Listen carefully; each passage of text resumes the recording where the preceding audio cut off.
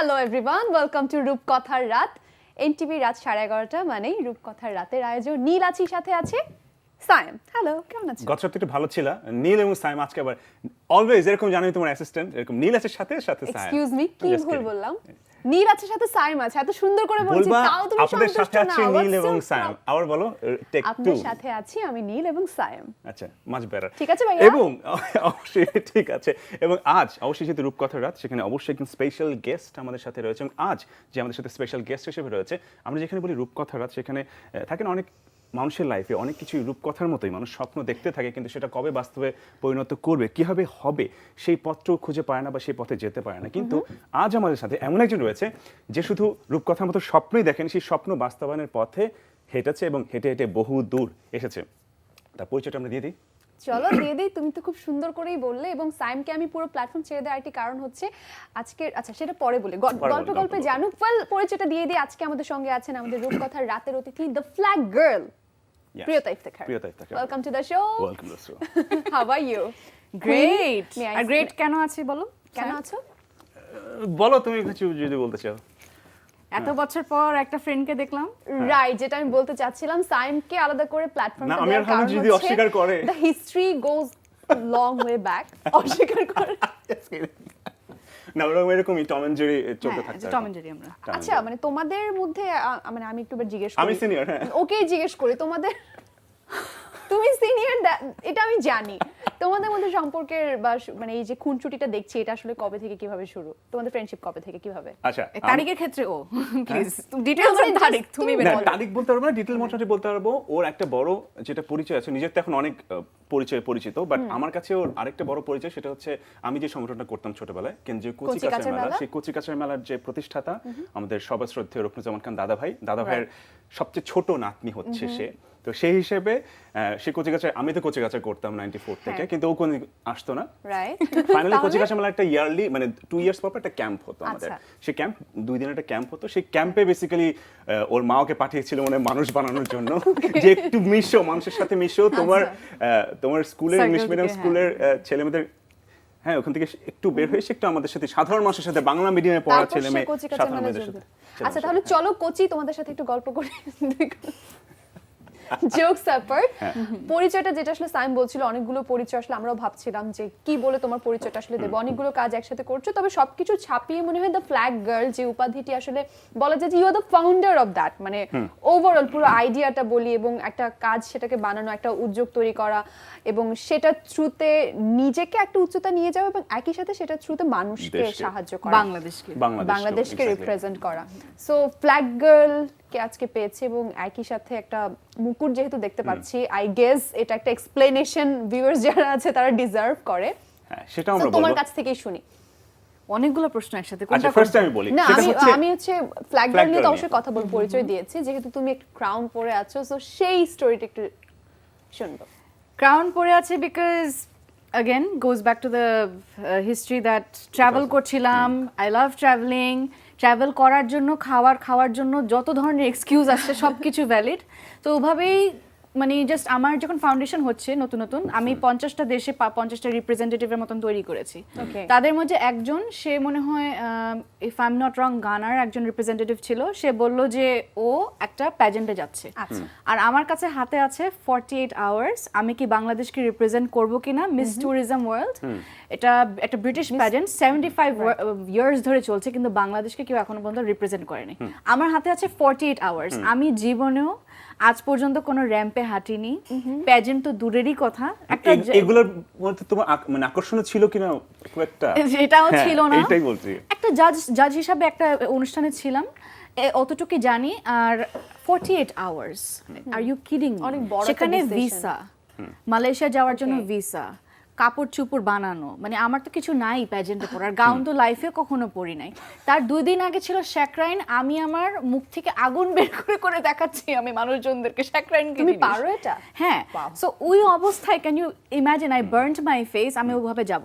I am like, free ticket, business class, why not? আমি আমারটা বুঝতেছি। হ্যাঁ, চলো ফ্রেন্ডদের কিছু থেকে, মানে আমি একটা স্ট্যাটাস দিলাম, ফ্রেন্ডরা প্লিজ ধার করো আমাকে, যা যা কাপড় আছে সব দাও। দুইটা সুটকেস নিয়ে চলে গেলাম। মালয়েশিয়া। আমার সাথে কম্পিট করছে কারা, যারা ন্যাশনালি জিতে আসছে। ক্যান ইউ ইমাজিন, লম্বা লম্বা 6 ফিট এক একটা মেয়ে, ওদের দেশে হাজার হাজার মেয়েদের সাথে কম্পিট করে, তারা একদম এক্সপার্ট। ওদিকে আমি বাংলাদেশ খুঁজতেছি কিসের মধ্যে ইউ আসলাম। আর টল এনাফ, মানে অ্যাজ আ বাংলাদেশি বাঙালি 5'3" versus 6'1" and 2 you have to understand. এটা শুধু না, ওদের মানে তখন বুঝলাম যে প্যাজেন্ট কিছু দেশে কত সিরিয়াসলি তারা নেয়। It is part of tourism, it is part of culture, it is part of everything. তো আমি তখনও মানে বুঝতেছিলাম কিসের মধ্যে আছে। সব দৌড়াদৌড়ির উপরে, হ্যাঁ হিল পরে দৌড়াদৌড়ি, তারপর নর্মাল কেটস পরে দৌড়ালে তো আমি পারি, তাও হিল পরে দৌড়াদৌড়ি করছে এখানে। আমি পরে খেয়াল করে দিই কি যে আমাদের একটা জায়গায় যেতে হবে, এটা হোটেল ছিল very far from the city. আর ফার্স্ট আমাকে স্যাশটা দিল বাংলাদেশ, পাতলা একটা স্যাশ, এরকম বাংলাদেশ পড়লাম, আমাকে হাঁটতে হবে। You will not believe that is the second the magic happened. পুরো অডিয়েন্স চিৎকার দিচ্ছে বাংলাদেশ বাংলাদেশ বাংলাদেশ, কারণ ওখানে আমার নাম যায় আসে না, আমি কে কিচ্ছু যায় আসে না, আমি যা পড়ে আছি সেটার ভারটা যে কত বেশি আমি তখন বুঝলাম। তখন I ask like what is going on, আমাকে নিয়ে এত কিছু। তখন মালয়েশিয়ান যিনি, ও বলল আমার 75% ওয়ার্কার্স এখানে যাদেরকে দেখছো সব বাংলাদেশি। ওরা বাংলাদেশে লাস্ট কবে গিয়েছে জানে না, বাংলাদেশের ফ্ল্যাগটা লাস্ট কবে দেখেছে জানে না, they can read this and they are cheering. তারা কিন্তু তোমাকে চেনে না, তোমাকে মিডিয়া পার্সোনালিটি হিসেবে দেখেনি as a celebrity or a model or anything, কিন্তু দেখছে যে you are representing your own Bangladesh. যেখানে যাচ্ছি সিকিউরিটি নিয়ে মালয়েশিয়া আর বাংলাদেশকে, মানে বাকি মেয়েরা আমরা তো কষ্ট করে আসলাম, এই দুইটারই অবস্থা 48 আওয়ার্সের মধ্যে।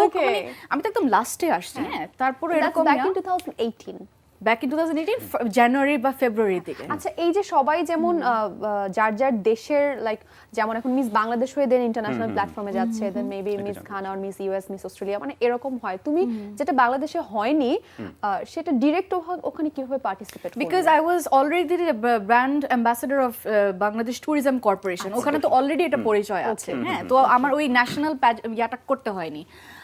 আমি as a matter of fact কখনোই ন্যাশনালি কখনো কম্পিট করি না, আই অলওয়েজ ওয়েন্ট ডিরেক্টলি, কারণ একটাতে গেলে বাকিগুলোতে এমনি অটো যাওয়া যায়। তো আমি তো তখন থেকে শুরু করলাম, কি মজা, যেখানে যাই একটু হোটেলে এক্সট্রা খাতির পাই বাংলাদেশে, যেহেতু প্রথমবার তো কিছুই বুঝি নাই প্যাজেন্টের, খালি হাতে আসছি। I was embarrassed. As a matter of fact, এনটিভিতে একটা নিউজ ছিল যে ছিটকে পড়ে গেল বাংলাদেশ ফাইনালসে, পুরো ডিশিং ডিশিং ডিশিং এরকম আওয়াজ সহকারে। বাট দ্য থিং ইজ, তখন মনে হলো যে না আসলে তো let's come up with a strategy. আমার তো কোনো কোচ নাই, আমার তো কিছুই নাই, আমি কি করব? বাংলাদেশে ফেরত আসলাম, লিটারালি আরেক 48 আওয়ার্স পর দিল্লিতে আরেকটা প্যাজেন্টে। আচ্ছা, এটা হচ্ছে গিয়ে মানে আমার 1 বছর পরে চিন্তা করলাম আমি আমার নিজেকে একটা বছর একটু ব্রেক দিই, আমি এটাই করব। প্যাজেন্টে তো কোনো টাকা পাওয়ার কিছু নেই, nothing, it's only a title, only a respect that you bring back to your country. Also যে প্রসেসটার মধ্যে দিয়ে তোমাকে যেতে হয়, ওখানে নিজেকে হয়তো একটু গ্রুম করা। হ্যাঁ, বাট ওই যে গ্রুমের তো স্কোপ নাই। আমি বললাম না যে আসছি 48 আওয়ার্সের মধ্যে আবার ব্যাক টু অ্যানাদার প্যাজেন্ট, ওখানেই শিখতেছি, ফিল্ডেই শিখতেছি, ওদের থেকে দেখে দেখে শিখছি। পরে স্ট্র্যাটেজি করা শুরু করলাম যে কোন কোন জিনিস আসলে খালি হাতে আসা যায় না, মানে কিছু একটা না কিছু একটা পাওয়া যায়। এক হচ্ছে গিয়ে আমার কথা বলা, আমি জানতাম যে আই অ্যাম ভেরি নলেজেবল, কথায় আমার সাথে কেউ পারবে না, আমি কথা দিয়ে চলবো। আমি আরেকটা জিনিস খেয়াল করলাম, কালচারালি আমরা তো ছোটবেলা থেকেই নাচ গান, বাংলাদেশের এনি সং ইউ পারফর্ম খুবই সুন্দর হবে, ওটা আমি চিন্তা করলাম। আরেকটা হচ্ছে কি রুমমেট খুব ইম্পর্টেন্ট। চিন্তা করলাম জাপানের সাথে রুমমেট হয়ে যাই, সকালবেলা তো এমনি 5টার সময় উঠবে, ও আমাকে উঠে দিয়ে আমাকে ডিসিপ্লিন করবে। হ্যাঁ, তখন তো কোভিড টোভিড কিছুই না, ও দেখি রাত্রেবেলা যে হ্যান্ড স্যানিটাইজ করতেছে সব জুতা টুতা, রাত্রেবেলা 12টার সময় ও হ্যাঁ সব স্যানিটাইজ করে, তো আমার জন্য সবকিছু রেডি রাখে, আমি পরদিন উঠে পরে চলে যাচ্ছি। আর যেখানেই যাই হোয়াট আ লাক, পুরা একটা বাংলাদেশের একটা টিম হয়ে যেত সব জায়গায়, এভরিবডি ইজ সাপোর্টিং। কারণ একদম নতুন নতুন ছিল, কিন্তু মনে আছে 2018-17 এর দিকে এভরিথিং ইজ নিউ। প্যাজেন্ট তখন, হ্যাঁ প্যাজেন্ট তখন একটা খুবই আমাদের কাছে একটা নতুন একটা ব্যাপার। তো ইন্ডিয়াতে আমার এখনো মনে আছে আমাকে একটা প্রশ্ন করেছিল যে তুমি যদি একদিনের জন্য প্রধানমন্ত্রী হতে তুমি কি করতে। তো বাকিদের কোয়েশ্চেন আনসারগুলো খুব ভেগ ছিল। ভেগ বলতে কি, ও আমি বাচ্চাদেরকে সাহায্য করবো এসেছি, আমার তো একটা মানে এটা মেড আপ না, আমার রিজন একটা ছিল বলার, যে আমার দেশকে যিনি মানে লিড করছেন সে ঠিক আমার বয়সে পুরো ফ্যামিলি হারিয়েছেন and I had the same experience 27 ইয়ার্সে I lost both of my parents. So আমার ইচ্ছা ছিল যে আমি এতিম মেয়েদের জন্য তাদের যে ইনহেরিটেন্স রাইটস আছে সেটা আমি কাজ করব, কারণ আমার কাছে মনে হয় যে এতিম শব্দটা খুব শক্ত, খুব স্ট্রং যারা পৃথিবীতে তারা এটা হবে। আমি দেখি পুরো অডিয়েন্স আমার জন্য তাড়ি মারতেছে, দে আর ইন্ডিয়ান বাট তারা বলতেছে গো বাংলাদেশ গো বাংলাদেশ, বাট ওদের কাছে হচ্ছে কি মানে প্যাজেন্টটা খুব ফেয়ার, দে ডোন্ট কেয়ার যে কে কি বা সামথিং, যে ভালো সে ভালো ওরকম। তো তখন একটা পজিশনে আসলাম, তারপর সবার সাথে খুব ভালো বিহেভ করেছিলাম, কমিউনিকেশন খুব ভালো ছিল, ওরা সবাই ভোট করলো, মিস কনজিনিয়ালিটি 2টা অ্যাওয়ার্ড নিয়ে এসে পড়লাম। থার্ড টাইম একই জিনিস, এরবার পুরো টিম ক্রিয়েট করলাম, আমাদের যত ফ্যাশন ডিজাইনিং যে ইনস্টিটিউশন আছে, এবার চিন্তা করলাম চায়নায় যদি যাব, মানুষ চাইনিজ কাপড় বা থাই কাপড় পরে রিপ্রেজেন্ট করে, আমি বাঙালি কাপড়। আই রিমেম্বার তোমার একটা ড্রেস আমার অনেক বেশি পছন্দ, সেটা হচ্ছে তুমি গামছা প্রিন্ট, যেটা এটা আজকে বের করছিলাম পড়তে, তারপর আর না বলি যেহেতু প্যাজেন্ট না করি এজন্য আর ওয়েট আর নাই, ইট ডিডন্ট ফিট মি, এটা আজকে পড়তে চেয়েছিলাম। সো গামছা, লুঙ্গি, সিল্ক, আমার এখনো মনে আছে যে সাফুরা সিল্ক মনে হয় দে সাপোর্টেড মি যে মেটেরিয়ালগুলো দেওয়ার জন্য, আর দিন রাত টিম খাটছে। ওই কি বলে জানি জুটের পুতুলের কানের দুল, রিক্সার ব্রেসলেট, মানে এমন কিছু নাই যেটা বাদ রাখি নাই, মানে কিছু মানে যা কিছু আছে সব নিজে টিম ক্রিয়েট করেছে। হ্যাঁ, আর সব মানে বসে বসে আমরা, বিকজ আমাদের কথা কি যে খালি হাতেও আসি কোনো সমস্যা নেই, কিন্তু দেশটাকে যে ঠিক মতন দেখাতে পারলাম গানের মাধ্যমে, নাচের মাধ্যমে, কাপড় চোপড় যা কিছু আছে, আমাদের সংস্কৃতিটা যে এত বৈচিত্র্যময়, we have something like very আমাদের একদম নিজেদের একেবারে নিজস্ব, সেটা তুলে ধরা। আর এই যে সবসময় দেখতাম কি যে আগের যেটা ছিল ট্রেন্ড, জামদানি ছাড়া কিছুই যায় না, এই জামদানি যায়, কিন্তু এই জামদানি দিয়ে যে তুমি কত কিছু করতে পারো, তুমি একটা স্যুট বানাতে পারো, তুমি একটা গাউন বানাতে পারো, এইটার এক্সপেরিমেন্টটা হ্যাঁ আই নেভার স। তারপর চাইনিজরা তো অবাক, আমাদের সিল্ক কখনো তারা দেখেনি, রাজশাহী সিল্ক তারা দেখেই নাই, বলে আমাদের সিল্ক তো এখানে ফেল, কি সুন্দর রাজশাহী সিল্কটা এভাবে বিয়া করতেছে। তখন আমার মনে আছে যে ন্যাশনাল কস্টিউম অ্যাওয়ার্ডটা পেয়েছিলাম, কারণ ওই যে সেটা কোনটা জন্য পেয়েছিলে? ইয়াতে ওই দেখো কি অবস্থা, এতগুলো মিস ল্যান্ডস্কেপ ইন্টারন্যাশনালে, but that event change my life. একটা সুইডিশ ভদ্রলোক, সে হচ্ছে গিয়ে মিস ওয়ার্ল্ড সুইডেনের প্রেসিডেন্ট, এসে আমাকে একটা কথা বলো, এই যে আমি বলি যে লাইফে যদি কেউ মানে তোমাকে একটা নেগেটিভ কিছু বলে, ওইটাও যে কত বড় ইন্সপিরেশন কাজ করে। মানে ও আমাকে একটা খোঁচাটা মারলো কোন জায়গায়, দেশ নিয়ে, তোমরা বাংলাদেশ কেন আসো প্যাজেন্ট করতে, তোমাদের মাথায় কখনো মুকুট আমরা চিন্তাই করতে পারবো না, আসো কি খাইতে আসো নাকি, মানে এটা why do come, it's a joke, আমাকে বলে ইটস আ জোক। হ্যাঁ, আমাকে শুধু না, বাকি অনেকজনকে খুব মিন কথা, খুব রেশাল কথা বলেছিল, মানে এটা একটা পার্ট অফ কন্টেস্ট, মেবি কনফিডেন্সটা ভেঙে দেওয়া, এটা পার্ট অফ কন্টেস্ট, এটা ইচ্ছে করে। I don't know what it was, heart people I don't no, আমি কিছু বলি নাই, I took it as a motivation, like nice, ভালো একটা জিনিস তো পয়েন্ট আউট করে দিল, তাহলে তো I can make history, you know. তো অনেক তখন যেহেতু বাংলাদেশ রিপ্রেজেন্টই করে না, অনেক তখন ইনভিটেশন আসতেছে, আর আমি দেখলাম কি যে যদি জিতার কোনোদিন চান্স থাকে, 2টা স্ট্র্যাটেজি করলাম। বড় প্যাজেন্টে গিয়ে লাভ নাই, বড় প্যাজেন্টে এখনো ওখানে হয় কি যে একটা রিপ্রেজেন্টেটিভকে দিলেই, একটা ডেলিকেটকে পাঠালেই হয় না, you have to have a long relationship with them. মানে এটা আমি আজকে বললাম, এটা ধরো 5 বছর পরে মানুষ রিয়েলাইজ করবে যে আমরা যে মেয়েগুলোকে বড় প্যাজেন্টে পাঠাচ্ছি, ওরা 5 বছর পরে ওখানে একটা পজিশন ভালো পাবে, বিকজ তখন একটা খাতির হয়ে যায় তাদের সাথে যাওয়া আসার মধ্যে। সো ওখানে আমি ভাবলাম যে বড় প্যাজেন্টে আমি যাব না, আমি ফিলিপিন্সে গেলাম ট্রেনিং করতে। আমি জাস্ট একটা ম্যাথ করলাম কারা কারা সবচেয়ে ভালো করে, সাউথ আমেরিকা, ফিলিপিন্স, ইন্ডিয়া, আমার ট্রেনার 3 দেশেরই ছিল। তারপর ফিলিপিন্সে গিয়ে কি পার্সোনালি তুমি অ্যাপয়েন্ট করেছো? না, ওখানেই ছিল, জাস্ট ক্যাম্পটা করেছিলাম ফিলিপিন্সে, ওটা one of the best camps in the world, নিজে নিজে খুঁজে বের করলাম। আর ওরা যে পরিমাণে প্যাশনেট ওটার ব্যাপারে, সেকেন্ডের মধ্যে আমার একটা টিম হয়ে গেল। ওরা চিন্তা করতেছে যে আমার হাতে কতদিন আছে, 1 মাস আছে, ওরা কাপড় বানাচ্ছে, আমার জন্য জুতা বানাচ্ছে, এই সে পুরো ওদের মতন করে। And it was such a harsh training. সেই দিন মনে হলো যে ভাই কিভাবে আমরা মানে চিন্তা করি প্যাজেন্ট ইজ নর্মাল। যেদিন আমি গেলাম সেদিন আমাদের এয়ারপোর্টে একটা অ্যাক্সিডেন্ট ছিল, আমি 1টার সময় পৌঁছেছি, আমি ভাবলাম কি ক্যাম্পে যাই, বলবে কত ডেডিকেটেড তুমি, 1টার সময় আসছো, এভাবে দেখলো গুড ওয়্যার শুজ, জীবনে 3 ইঞ্চের বেশি হিল পরি নাই, 7 ইঞ্চি হিল পরে দিল, হয়তো কম বললাম, 7 ইঞ্চ হিল পরে দিল। ও আমি 7 ইঞ্চি, হোয়াট, আমি 6 বলেছি। আমি এসে জাস্ট 3টা স্টেপ নিয়ে থাপ করে পড়ে গেলাম। I don't know what they did, বললো কেউ ওকে ধরবা না, ও নিজে উঠবে, কেউ ওকে ধরবা না, নিজে উঠবে করে একটা জায়গায় জাস্ট এইভাবে কি জানি করলো, আবার দেখলাম যে ঠিক হয়ে গেছি, বা মচকাই গিয়ে আবার ঠিক পয়েন্ট আছে। হ্যাঁ, এভরিডে 15 ঘন্টা করে হাঁটা শিখালো, কনফিডেন্স শিখালো, উত্তর কিভাবে দিতে হয় শিখালো, আর মানে এভরিথিং, মানে মাথার থেকে পা পর্যন্ত একটা উইনারের কি লাগে। আর ওই বছর 2018-এ ওই ক্যাম্প থেকে 25 জন মেয়ে ইন্টারন্যাশনাল প্যাজেন্টে জিতেছে, ইনক্লুডিং মি। ওয়াও, এন্ড সেদিনই আমার স্যার বলেছিল যে সেটা কি তুমি তোমার ফার্স্ট পেজেন্ট জেতা, মানে এটা বাংলাদেশের জন্য ফার্স্ট ইন্টারন্যাশনাল প্যাজেন্ট সোলো। হ্যাঁ, ইউজুয়ালি আমরা যেটা দেখি যে উইনার হলে either they are not born and brought up Bangladeshi একটা, এটা আমি খুব আনফরচুনেটলি বলতেছি যে মানে এটাকে আমি হ্যাপি হয়ে বলছি না, বা দেখা যায় যে 5-6 জন উইনার থাকে, একজন মিস হলো, একজন মিসেস হলো, একজন মিস্টার হলো, ওটার মধ্যে one of them. But till date solo pageant winner who is born and brought up from Bangladesh এখন পর্যন্ত ছিল না। আর আমি চাচ্ছিলাম যে যদি আমার কপাল থাকে আমি 16ই ডিসেম্বর জিতবো, ডিসেম্বর আমাদের মানে বিজয় মাসে আমি জিতবো। সো ওটাই প্ল্যান করলাম। জিম্বাবুয়েতে একটা প্যাজেন্ট ছিল, ইয়াটা ছিল 15 তারিখ, যে রাত্রেবেলা যে ইয়াটা হবে, কলটা হবে। লাস্টের দিন সুইমিং কস্টিউম রাউন্ডটা বাদ হলো, আমি তো তখনই বুঝে গেছি আমার জিতার চান্স আছে, বিকজ সুইমস্যুট রাউন্ড হলে রাশিয়া ইজ নাম্বার 1। কেন? বিকজ ওরা দেখে যে কে কত ডেডিকেটেড টুয়ার্ডস বিং মানে ফিজিক্যালি ফিট। আমি তো তখনও আমার ফিটনেস মানে কোনো মতেই ওদের থেকে মানে থাকে, ওরা তো 15 বছর ওই ধরে স্ট্যান্ডার্ডে তখন।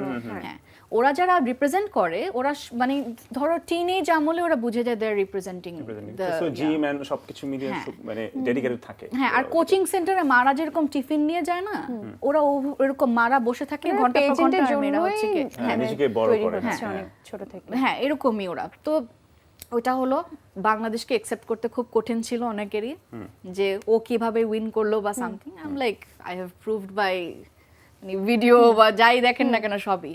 আর তখন আমার পাটা ভাঙা ছিল, আমার এখনো মনে আছে।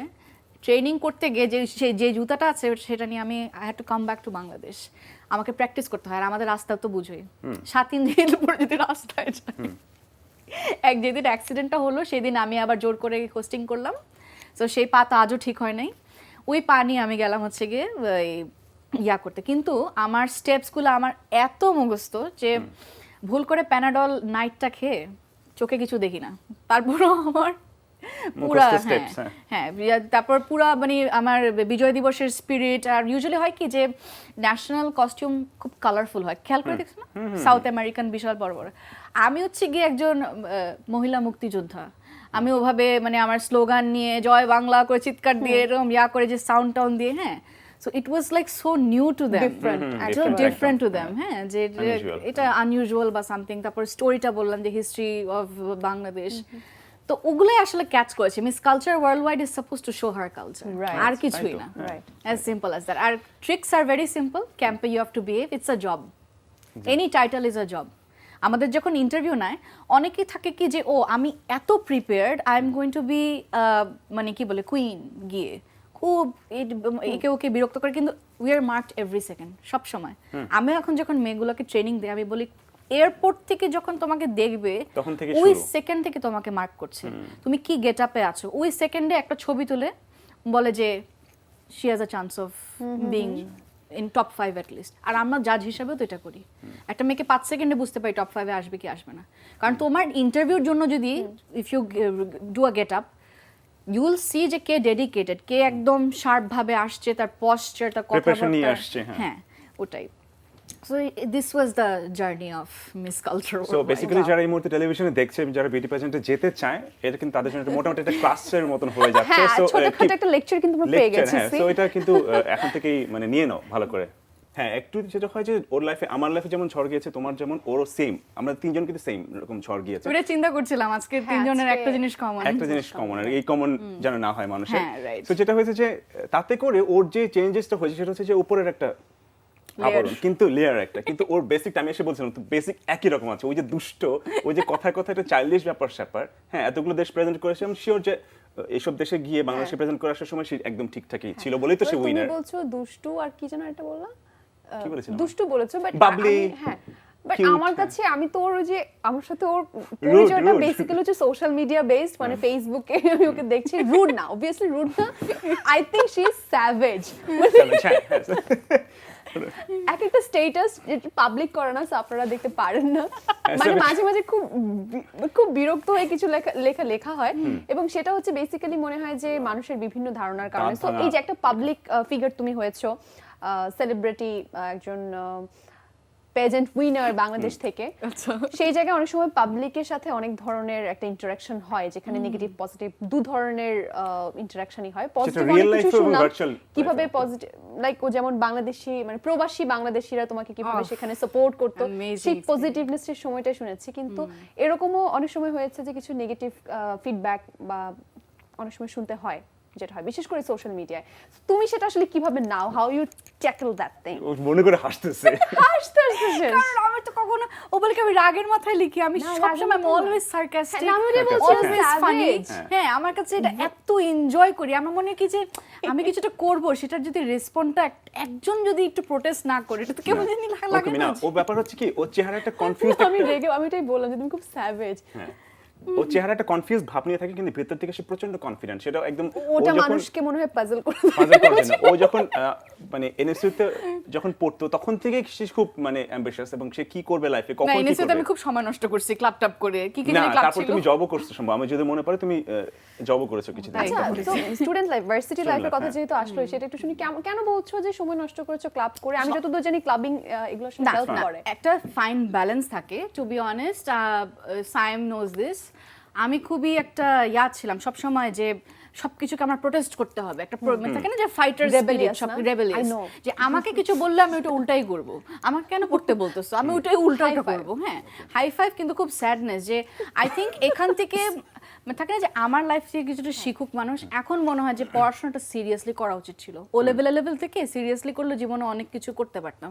এখন যখন এই যে এই মেয়েদেরকে আমি হ্যাঁ, আমি ভাবছি এনটিভির লোগো ব্র্যান্ডিং করতেছে কি করে, বললাম না মুখটা ঢাকছি যে এখন যখন ইয়াং মেয়েদেরকে আমি মানে ট্রেনিং নেই বা আই হেল্প দেম আউট ওদের স্কিল ডেভেলপমেন্ট করতে, তখন আমি ওদেরকে ফার্স্ট জিনিসটা আমি বলি যে দেখো তোমাদের বয়সটা পার হয়ে আসছি, তখন সবকিছু একদম রঙিন মনে হয় যে আহারে একে না পেলে তো জীবনটা শেষ।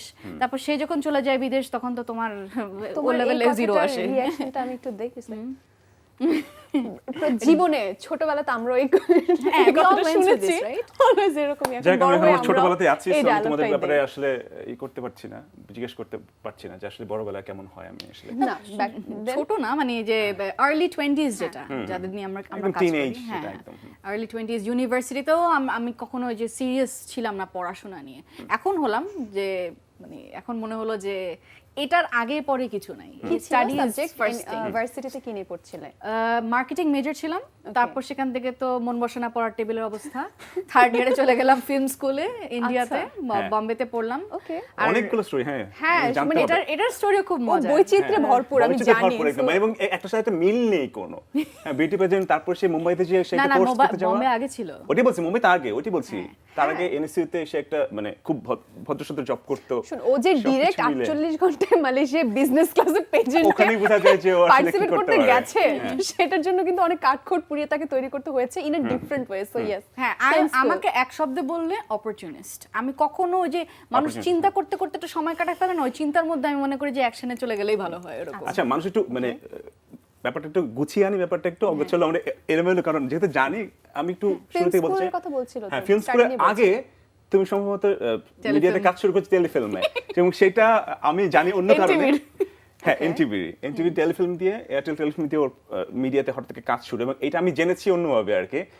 প্রথম আমি জানতাম না যে মিডিয়াতে কাজ করার ইচ্ছে রয়েছে, আমি যখন এটা একদম কোইন্সিডেন্স ছিল। তো একটা টিভিসি করছি, টিভিসিটা খুব কিউট, অ্যাপল ওয়াক্স বললো এই চলো তোমরা এটা করো এরকম, আর একটা ওয়ে থাকে না খুব সুন্দর করে ওরা একটা বিয়া করলো যে এখন কাউকে তো বলা যায় না যে তোমার ফার্স্ট জীবনের ইয়াটা 3000 টাকা দিব, খুব কিউট করে বললো ন্যান্ডোসে খাওয়ার একটা স্কোপ হয়ে যাবে, উইকেন্ডে তো কাজই নাই। হ্যাঁ, উইকেন্ডে তো কাজ, মানে উইকেন্ডে জাস্ট এনজয় করবা, মানে জানে যে আমি চাকরি করছি। আমিও তো সুন্দর, হ্যাঁ উইকেন্ডে তো নান্ডুজে খাওয়াই যায় এরকম। ওখান থেকে দে আস্ট টু অফ আস, আমাকে আর একটা ছেলেকে, যে লিড রোল করব কি না।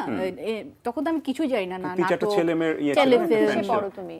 তখন কিসে পড়ো? এটা কোন সময়ের কথা শুনছি? তখন নর্থ সাউথে ছিলাম, সেকেন্ড বা University। থার্ড ইয়ারে। হ্যাঁ, আর চাকরি করতাম, ফুল টাইম ওখানেই। চাকরি করতাম।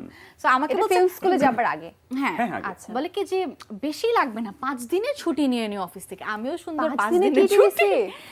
না না, টিভিসি না, না, টেলিফিল্মের telefilm, জন্য। telefilm। আচ্ছা আচ্ছা টেলিফিল্ম। আমিও সুন্দর 5 দিনের ছুটি নিয়ে গেলাম।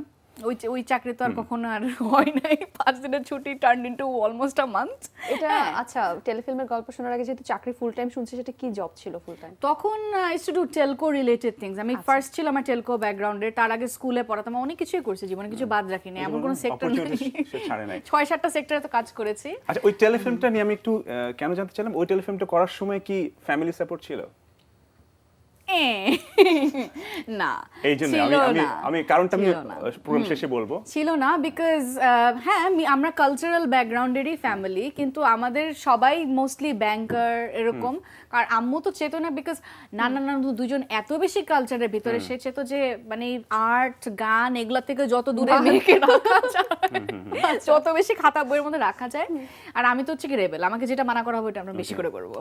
অ্যাক্টিং করলাম, করার পর সবচেয়ে মজার জিনিসটা, ওটা তো একটা ঘোরের মধ্যে ছিল, তাই না? একদম। ঘোর মানে কি বলতে, আমরা বাসায় যেতাম না। রাত 2-1:30-3টার সময় যে বাসায় যায়, সে কিন্তু ঘুমাতে যায় আর ঘুম থেকে উঠে 5টার সময় আবার ফেরত আসে।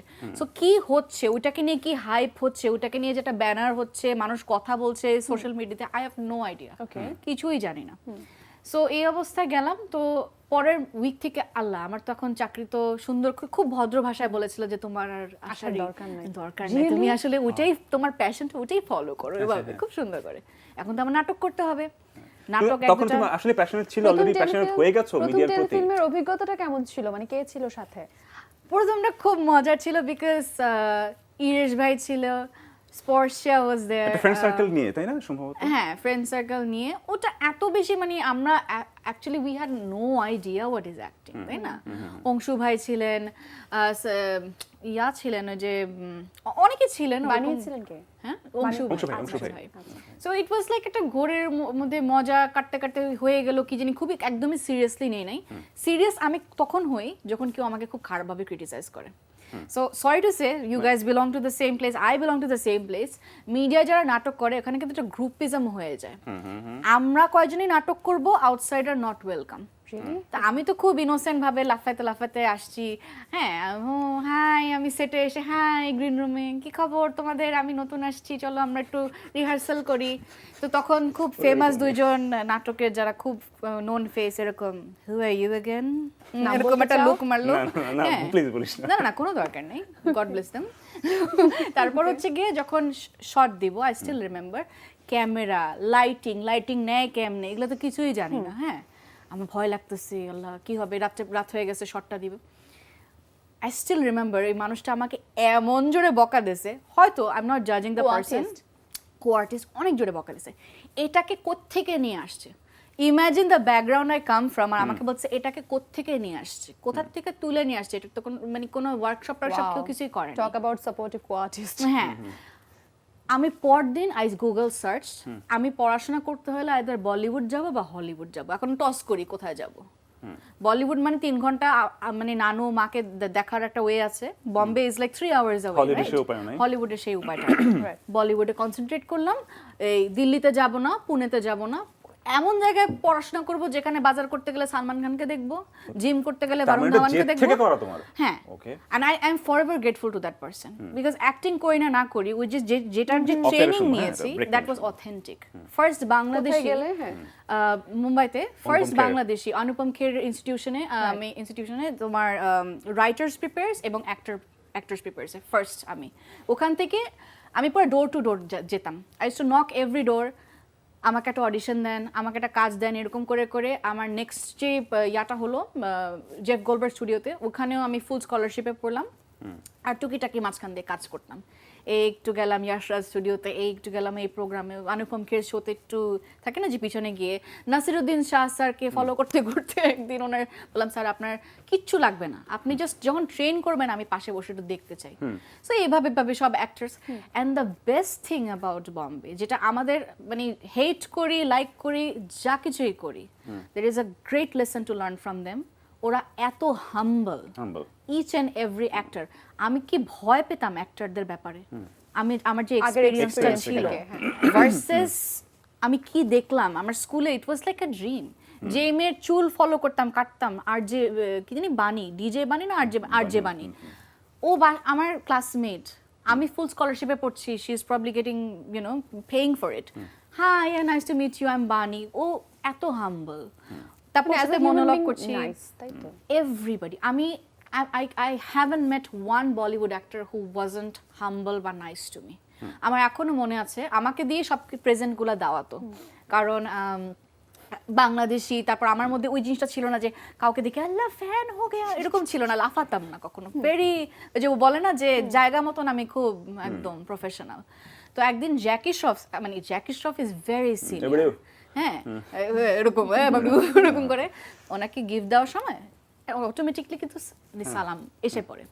ও উল্টা আমাকে সালাম করলো, আমি এই কি করলে লাভ দিলাম। হ্যাঁ, বললো যে কখনো নিজেকে আমার থেকে কম মনে করবো না, you are no way less than me. তুমি হয়তো আগামীর স্টার, হ্যাঁ তুমি তোমার জায়গায়, আমি আমার জায়গায়, সালাম করবা না। এই একটা উনি একটা জিনিস শেখালো, বুস্ট আপ করে দেয় কিন্তু এগুলো, এনার্জি বুস্ট আপ করে দেয় কিন্তু এনার্জি বুস্ট আপ। ওনাকে আমি লাইফে কখনো ভুলিনি কেন, এই দুটো জিনিস, এটা একটা। And as a student we asked him a lot of questions that day. একটা প্রশ্ন করেছিলাম, স্যার কয়েক সময় কিন্তু on screen, maybe you guys can relate, এমনও দিন আসে অন স্ক্রিন আসার কোনো মানে অবস্থায় থাকে না। চাকরি করা যায়, চাকরি খুব সোজা, সামনে কেউ নাই, স্ক্রিনের সামনে কখন কিভাবে আসবো যদি আমার মানে ভিতরে একটা জিনিস কাজ করতে থাকে। তো বললো বাবা, মা যেদিন মারা গেছে, মাকে আমি যে ওদের যে ইয়াটা করে ফিউনারালটা করে, আমি রাত্রেবেলা নাইট শিফটে শুট করছি, শো মাস্ট গো অন। এটাই আমাদের industry, show must go on, artist life. ওই একটা জিনিস মাথায় রেখে আজ পর্যন্ত নো ম্যাটার হোয়াট হ্যাপেন, যখন যেটা লাগছে ক্যামেরার সামনে আসা, স্টেজে ওঠা, নাথিং স্টপ মি, বিকজ ওই দিন শিখে গেলাম যে কিভাবে নিজেকে ইয়া করতে হয়। আর এটাই তো আমাদের প্রফেশন, রাইট? যা কিছুই হোক আমার ওই ওকে থাকতে হবে, আমার শুট করতে হবে, ওই জিনিসটা।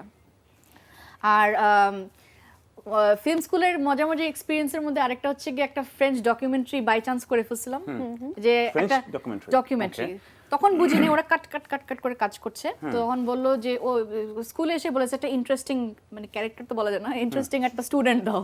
হ্যাঁ, তো বললো যে এটা প্রথম বাংলাদেশি আর অনলি ফরেনার স্টুডেন্ট, বাকিরা আইদার এনআরআই বা বিভিন্ন স্টেট থেকে আসছে। সো ওইটা ওকে ওটা নাও। তো ও আমাকে অ্যাঙ্গেল করে, সেদিন ম্যাট্রিক্সের টিমটা আসছিল, ওই যে ফুল টিমটা, তো আমার কাছে তো খুব ভালো, কি মজা, ম্যাট্রিক্স আসছে এরকম। ও ম্যাট্রিক্স টেস্টিক বাস, ও আমার স্টোরিটাকে ফলো করছে। যেদিন আমি TF1 দেখলাম চ্যানেলে, ওদের ফ্রেন্ড চ্যানেলে, হি অ্যাকচুয়ালি শোড ডিফারেন্ট ক্যারেক্টার্স। একজন ডান্সারকে নিয়েছে, একজন অ্যাক্টরকে নিয়েছে, প্রডিউসারকে নিয়েছে। সো আমার সাথে হেমা মালিনী, আমার সাথে সঞ্জয় কাপুর, ডান্সারদের মধ্যে আই ফরগট হিজ নেম, খুব ফেমাস একজন ডান্সার। আর এখন রিসেন্টলি যে কে বিয়ে করলো জানি, কোন ছেলেটা, অনেকে বিয়ে করেছে একদম রিসেন্ট, যেটা এক সপ্তাহ আগে যেটা বিয়ে করলো, আমি জানি না, এখন খুব ফেমাস। ও কোন দেশে? ও ইন্ডিয়ারই। সো না, ওর ইয়াটা ছিল বলিউড নিয়ে, ওই ছেলেটা ছিল। আমি সেটা বলবো না, Sonam Kapoor was one of the actor, Sonam Kapoor আর নাম বলে গেছি, এরকম একটা। এই ডকুমেন্টারিটা কি কোথাও আছে, মানে ইউটিউব? ওরা আমি একটু মানে খুশির ঠেলা একটু দিতে গিয়ে দেখি যে আমার ইউটিউব পারলে বন্ধ করে দেয়, ভেরি সিক্রেসি। ওরা সব এই সব ব্যাপারে ওরা খুব কনসার্ন। কিন্তু এই যে তোমার একটা জেদ তুমি পূরণ করতে গিয়ে, জেদ আমি বলবো এটা পজিটিভ, অবশ্যই পজিটিভ। হ্যাঁ, এটা আসলে ইটস ইন্টারেস্টিং যে তোমাকে ওভাবে বলার জন্য তুমি ফিল্ম স্কুলে গিয়ে, মানে এরকম একটা বড় প্ল্যাটফর্মে এত ভালো ভালো আর্টিস্টদের সাথে তুমি কাজ করেছো বা ক্লাস করেছো, তাদের সান্নিধ্য পেয়েছো, পরবর্তীতে সেই অ্যাক্টিংটাকে কাজে লাগিয়ে এখানে আরো রেগুলার হওনি কেন? এটাই জানতে চাচ্ছিলাম। এটাই জানতে চাচ্ছিলে? এখন আমার খুব মজা লাগে যে now I know the details of acting, আর যে বকা দিছে সে তো এখনো ওভার অ্যাক্টিংই করে যাচ্ছে। আমার নামটা একটু শুনতে হবে, আমার কানকানি offer, বলো তো। যাওয়ার সময় আমরা যাবো তো, হ্যাঁ। সেটা তো নো শুনবো। প্রবলেম। কিন্তু জিনিসটা হচ্ছে গিয়ে life is a strange story. যেদিন ব্রেকটা পেলাম একদম আমি এখনো মনে আছে আমার রশ্মি শর্মা প্রোডাকশনে they were looking for a very specific character. Bengali মানে হচ্ছে কি ওদের আসামের দিকে যেরকম বাঙালি হয় একটু মিক্সড হিন্দি বাংলা বলে, একটু ভাঙা ওটা ভাঙা, তো হ্যাঁ, আমার হ্যাঁ। মানে ন্যাচারালি আসছে। অডিশনটা এত ভালো ছিল, ওরা মানে দাঁড়িয়ে থেকে they were clapping and I knew যে আমি এটা পারবো। পাচ্ছো, আচ্ছা সেদিন রাত্রেবেলা আমার আম্মুর সাথে লাস্ট কথা, দ্যাট ইজ দ্য ডে। আচ্ছা। অ্যান্ড আম্মুকে বললাম, আম্মু 4 বছর পর I think looks like I got my first break. And the next day যখন আম্মুর নিউজটা হলো, লিটারালি আমার মনে আছে একটা ব্যাগ নিয়ে আমার যত স্বপ্ন আছে সেই ব্যাগটাতে আমি নিয়ে আই জাস্ট কেম ব্যাক। আর তখন একটা রাগ হলো অ্যাক্টিং এর উপরে যে এটার পিছে ছুটতে গিয়ে আমি আমার মাকে সময় দেইনি, আমি আর জীবনে অ্যাক্টিং করব না। তারপর এত অডিশন এত কিছু, আমি সব না না না না আমি আর করবই না। এটা আসলে অনেকে ধরো যারা চিনে না আমাকে খুব হেয় করে খুব একটু টন্ট করে বলে ও কাজ তো অনেক পাইলা কিছু না তো এখানে। করছে, কাজ তো করে না। কাজ তো পাইলা না এখানে। না আমার খেয়াল আছে I'm like- And now I can relate and I can হ্যাঁ। totally understand what you're saying. এটা আমি- মানে ওয়াও, তখন তুমি ইন্ডিয়ায় ছিলে যখন আন্টি হ্যাঁ। আসলে চলে যান। এবং আমি যেদিন খবরটা পেলাম মিতি আপুর, আমরা তো আপু বলতাম, তো মিতি আপুর তোমার খবরটা ফ্রেন্ড, পেলাম। তুমি তার মাকে আপু বলতে, এটা না, আমাদের কচিকাচার নিয়ম। এটা ও, আমাদের আচ্ছা, কচিকাচার হ্যাঁ, কালচার। আচ্ছা, আচ্ছা, ইভেন নানুকেও দিদি ভাই ডাকে। আচ্ছা, আচ্ছা, দিদি বুঝতে ভাই ডাকি, পেরেছি, হ্যাঁ দাদা ভাই okay. দিদি ভাই ডাকি, সই এটা কালচার কত থেকে সালে? আসা। কোন এটা ইয়ারে প্রিয়তা? 2017। 17। তো আমার খেলা আছে, আমি যে ওর স্টেটাসটা দেখলাম এবং দেখো মানুষের কি পার্থক্য না, এই যে যেমন তোমার ব্যাপারটা মানুষ জানে, আমাদের ব্যাপারটা মানুষ জানে না। ওর স্টেটাসটা পুরো এত বোল্ড মনে হয়েছে, আমার কাছে মনে হচ্ছে ও এত ক্যাজুয়ালি নিচ্ছে, বিকজ ওর বাবা মারা যাওয়ার সময়টা আমি ছিলাম, একদম কাছ থেকে ছিলাম এবং ওই দিন পর্যন্ত ছিলাম। লাস্ট কলটা মনে হয় আমাকে দিয়েছিল, লাস্ট কলটা আমাকে দিয়েছিল আমার খেয়াল আছে। 2005।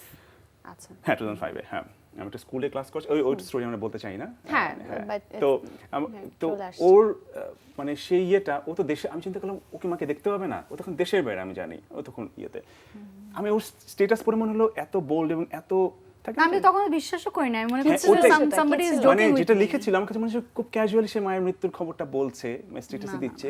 হ্যাঁ মানে মানে আমার মনে হচ্ছে যে এইভাবে সে বলছে, কিন্তু এই যে ভেতরটা যে এই সে যে সবকিছু প্যাক করে চলে আসে, এবং এই যে আমরা যারা অনেক বছর ধরে যারা জানে না বা দেখে না, আমি অনেকদিন পরে জানছি, এই যে ওর অভিনয়টা করেনি, এটা কারণটা তার মানে কি করলো, অনুপম খের একটা ইয়ে থেকে করে আসলো, ইনস্টিটিউশন থেকে এসে কিছুই করলো না। এই যে বিহাইন্ড দ্য স্টোরিটা যে আমরা জানি মানে না, এখন so কিন্তু আসলে জানছি একদম আমরা। ক্লিয়ার অ্যাজ ক্রিস্টাল, মানে এটা Exactly. খুবই রিলেটেবল। So- আর যে ও বললো না যে ফ্যামিলি থেকে সাপোর্ট ছিল কিনা, হ্যাঁ অফকোর্স কারো মেয়ে যদি এত বড় বড় জায়গায় যায়, যেমন কি একটা খুব নর্মাল একটা দিনে আমি যদি পৃথিবী থিয়েটারে বসা থাকি, ভাইবারে আছি তো পিছনে আম্মুর ফেভারিট অ্যাক্টর বলে কি, আম্মুর সবচেয়ে বড় জিদ আমার উপর, তোমার ছবি তোলার হ্যাবিট নাই কেন, তোমার সেলফি ছবি কোনো গ্রুপ ফটোতে একটা চিপায় গিয়ে দাঁড়াও, তোমার এই হ্যাবিটটা কেন? তাই আমি বললাম আম্মু দুইজনের থেকে ট্রেনিং, আমার অনেক আগে ছিল, বাট আমি এটা চেঞ্জ করেছি। হ্যাঁ এক হচ্ছে গিয়ে ফার্স্ট ডেতে অনুপমকের স্যার বলেছে তুমি এখানে ফ্যান হতে আসো নাই, everybody is a future colleague, right. You can not run after সুন্দর কথা। সেলফিস। আরেকটা হচ্ছে গিয়ে নানু, ছোটবেলা এখন আমাদের বাসায় এমন কেউ আছে যে আসে নাই, সবাই যেত, হ্যাঁ। Literally everybody. এখন আমি তো Political বাচ্চা, culture সবাই। আমি তো দৌড় দিয়ে অটোগ্রাফ নিব, এটা তো আমার হ্যাবিট। একদিন যে বকাটা খেলাম, তুমি এমন ব্যক্তি হবে তোমার অটোগ্রাফ মানুষ নেবে, তোমার ছবি মানুষ নেবে, তুমি দৌড়াচ্ছ কেন ইয়ার পিছনে, মানে খাতা নিয়ে দৌড়াচ্ছ, এটা কেমন এম্বারেসিং, আমার গেস্ট আসছে But তুমি তুমি এরকম। একটা সময় তুমি অনেক বড় কিছু হবে, দ্যাটস ওকে, কিন্তু তোমারও তো একটা ফ্যান মোমেন্ট থাকবে। ইউ লুক আপ, মানে we look up to someone, তুমি কারো ফ্যান হতেই পারো, তার সাথে তার যার ফ্যান তার সাথে তো প্রোফাইল পিকচার আছে। যেমন আমার খেয়াল আছে মানে নট এভরিওয়ান। 97 প্রতি বছর ওর নানার, আমি দাদা ভাইয়ের জন্মদিন পালন করা হতো কচি গাছে, আমরা সবাই মিলে পালন করতে, এবং আমার খেয়াল আছে যেদিন আমরা সুন্দর করে তখন তো রজনীগন্ধা ফুল, এখন তো নেই বাজারে, নেই? খুব একটা নেই, আগে ওদের মতো পাওয়া ছবি যায় আছে না। নানার সাথে, আমার নাই। হ্যাঁ, তো রজনীগন্ধা ফুল নিয়ে সুন্দর করে একটা দুটা রজনীগন্ধা একটা গোলাপ পেঁচিয়ে, আর আপুর একটা আমার একটা, দুজনে নিয়ে দাদা ভাইকে দিতাম। তো তখন আমার আব্বু একটা কথা বলেছিল, আমি হোল লাইফ আমি কথাটা ফলো করি, আমি সারা জীবন যতদিন বেঁচে আছি করবো, সেটা বলেছিল দেখ কিভাবে একটা মানুষের জন্মদিন পালন হয়, একটা মানুষ কোন পর্যায়ে গেলে একটা মানুষের জন্মদিন পালন হয়। জীবনে জন্মটা সাকসেসফুল হওয়ার জরুরি, জন্মদিনটা না। সো এমন মানে জন্মটা যেন এমন হয় যাতে জন্মদিন মানুষ পালন করে, এক্স্যাক্টলি আমি ওটাই মানে ফলো করার চেষ্টা করি। বিখ্যাত তো হতে পারবো না কোনোদিনও, বাট তারপর ফলো করি ওটাই। আসলে যে মানুষ বড় কিন্তু হলে তার তোমরাই জন্মদিন। পেতা নানাকে, আমরা পেতাম না। পেতাম না, হ্যাঁ। বাই চান্স একবার কোরবানির ঈদের দিন তার বার্থডে পড়ছে, আমাদের নাতনিদের ঈদ খুশি। খুশি যে আজকে কচি কাঁচার মেলার বাচ্চারা পাবে না, আমরা পাবো আগে। হ্যাঁ না আসলে ওয়েল আমরা এখন কোন জায়গায় আছি, কোন বিষয় নিয়ে আমরা কথা অনেক বলছি কিছু নিয়ে কথা বলছি, আমি একটু খিচুড়ি। হ্যাঁ আমরা একটু অনুপম খেরের ওইখান থেকে চলে আসে এবং থাকে মানে না, তোমার life টা কাজের change হলো। ধারা বা তোমার ওই প্ল্যাটফর্মের মতো অনেক কিছু একসাথে খিচুড়ি মানে বাট খিচুড়িটা খুবই টেস্টি। খুবই tasty খিচুড়ি। একটু আমি জানতে চাই যে অবশ্যই লাইফের একটা বড় চেঞ্জ হয়েছে 17 এ সেই দেশে মানে ব্যাগটা গুছিয়ে দেশে চলে সেই আসার অভিনয় এবং যেটা তুমি খুব সুন্দর তো করে তারপরে বললে। তোমার লাইফে কি কি চেঞ্জেস এসেছে মানে কিভাবে তুমি চেঞ্জ করেছো নাকি অটোমেটিক্যালি চেঞ্জ হয়েছে? Situation will change you. I think এটা তোমার থেকে অবশ্যই। বেটার, তোমাদের থেকে বেটার কেউ, অবশ্যই। স্পেশালি তোমার থেকে বেটার কেউ জানে না। সিচুয়েশনে যখন পড়বা যে এখন তো কেউ নাই, সব দায়িত্ব তোমার হাতে, সব সংসার একদম এভাবে ক্যাচ করতে হবে। আর বাবা মার যাওয়ার সময় তো একটা ধাপে দেখেছে মানুষদের চেহারা কি সুন্দর করে পাল্টে যায়। এখন এটা তো ইউজ টু, এখন তো ব্ল্যাক বেল্ট হয়ে গেলাম। এরকম সামনে যে টঙের দোকানের যে লোকটা, সেও এরকম এক্সপ্যান্ড করতেছে, দোকান সুন্দর করে এক্সপ্যান্ড করতেছে। আপনার মা বলে গিয়েছিল, এখন শুনলাম মা বলে গিয়েছিল লাইনটা খুব কমন হয়ে যাচ্ছে ব্যাপারটা। মা বলে গিয়েছিল, এখন হ্যাঁ, যেহেতু আচ্ছা, ঠিক কোথাও আছে, লেখা নেই আর কি। মা বলে যে গিয়েছে, এখন আমি ইনচার্জ, এখন আমি এটা অ্যালাউ করবো না। এরপর শুরু হলো যে মানে কতটুক স্ট্রং হওয়া যায়, কতটুক মানে থাকে না রিয়ালিটি হচ্ছে গিয়ে আমার পড়াশোনা করতে হবে, আমার এই জায়গাটা থেকে নিজের পায়ে নিজে দাঁড়াতে হবে, আমাকে টেক কেয়ার করার কেউ নেই, আমি আমার গার্জিয়ান, এরকম কিন্তু একটা। তোমার অভিনয়ে তুমি আর করবে না বলেছো, কিন্তু তোমার অ্যাম্বিশন তো থেমে যায়নি, তোমার এখনো তো আগের মতো ওটা অ্যাম্বিশনটা আছে। একদমই বন্ধ ছিল, সেটা আসলে- একদমই সেটা বন্ধ আসলে হয়ে একটা গেছিল। অভিমানের জায়গা বা ওটা একদম ইমোশনাল অন্য একটা স্টেজ, সেটা হয়তো করেনি কিন্তু অন্য জায়গায় তখন অন্য flourish জায়গায়। করে। অন্য জায়গায় এভরিথিং ওয়াজ স্টপ। কত- 2017 আমার তোমার ঠিক হতে কতদিন everything was লেগেছে? stopped. ঠিক হতে আমি বলবো যে আমি যে সবই করতাম আম্মুকে ইমপ্রেস করতে, থাকে না কাউকে ইমপ্রেস I করার জন্য know, সব I করতে। know, আমিও। I know, হ্যাঁ, I know. আমার She was life my is biggest dedicated motivation. To, আর এমন হতো যে I was prepared for this, আমি তো প্রিপেয়ার্ড না, একটা সুস্থ ব্যক্তি। হ্যাঁ, ট্রাফিক জ্যামে একটা হসপিটালে টাইম মতো না যাওয়াতে ইট ইজ আ মিসফরচুন, মানে আনফরচুনেট Stroke সিচুয়েশন। করেছিলেন? না, খুবই সিম্পল, তার ডায়রিয়া ছিলেন, আর ওখান থেকে ইলেকট্রোলাইটস ড্রপ করে it went to heart attack, cardiac arrest. So এত সিম্পল একটা জিনিসে যে I can lose somebody, I'm getting বিশ্বাস goosebumps, করাই okay, হ্যাঁ। Impossible, right? একটা সুস্থ ব্যক্তি। তো তখন হচ্ছে কি রোজার মাস ছিল, ট্রাফিক ওয়াজ ক্রেজি, এরকম একটা জিনিস। তো প্রথম কয়েকটা দিন তো আমি জাস্ট লাইক আমি এখন বাঁচবো কোন কারণে, রিজনটা কি, সার্ভাইভ করার তো কোনো রিজনই নাই আমার। মজার ব্যাপার, আমি একদিন ঠিক করতে করতে, মানে বাসা ঠিক করতে করতে আমাদের অনারেবল প্রাইম মিনিস্টার, ওনার স্টোরিটা আসলো যে একদিনে একজন সারা ফ্যামিলি কিভাবে আমার বয়সে হারালো। আমি চিন্তা করতেছি যে সে যদি পুরো একটা দেশকে সামলাতে পারে, তা আমিও তো আমার নিজেকে সামলাতে পারি।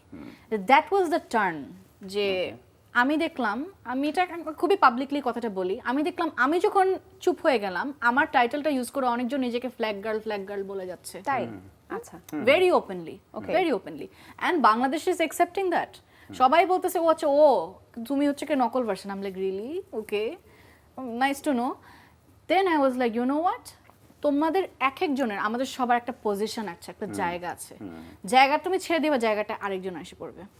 আর I am forever grateful to Anupam Kher's, এই যে আমি যা কিছু শিখেছি ওনাদের ইয়ার থেকে। কারণ অ্যাক্টিং স্কুলে সবার একটা ভুল ধারণা আছে, শুধু অ্যাক্টিংই শেখানো হয়, নো, স্টেজ অ্যাপিয়ারেন্স, মানুষের সাথে কিভাবে কথা বলা হয়, কমিউনিকেশন। আমরা তো মনে হয় 4 মাস শুধু ব্রিদিং কিভাবে করে সেটা শিখেছি। ও ওয়াও, ব্রিদিং যে এত ইম্পর্টেন্ট লাইফে, ইউ নেভার নো।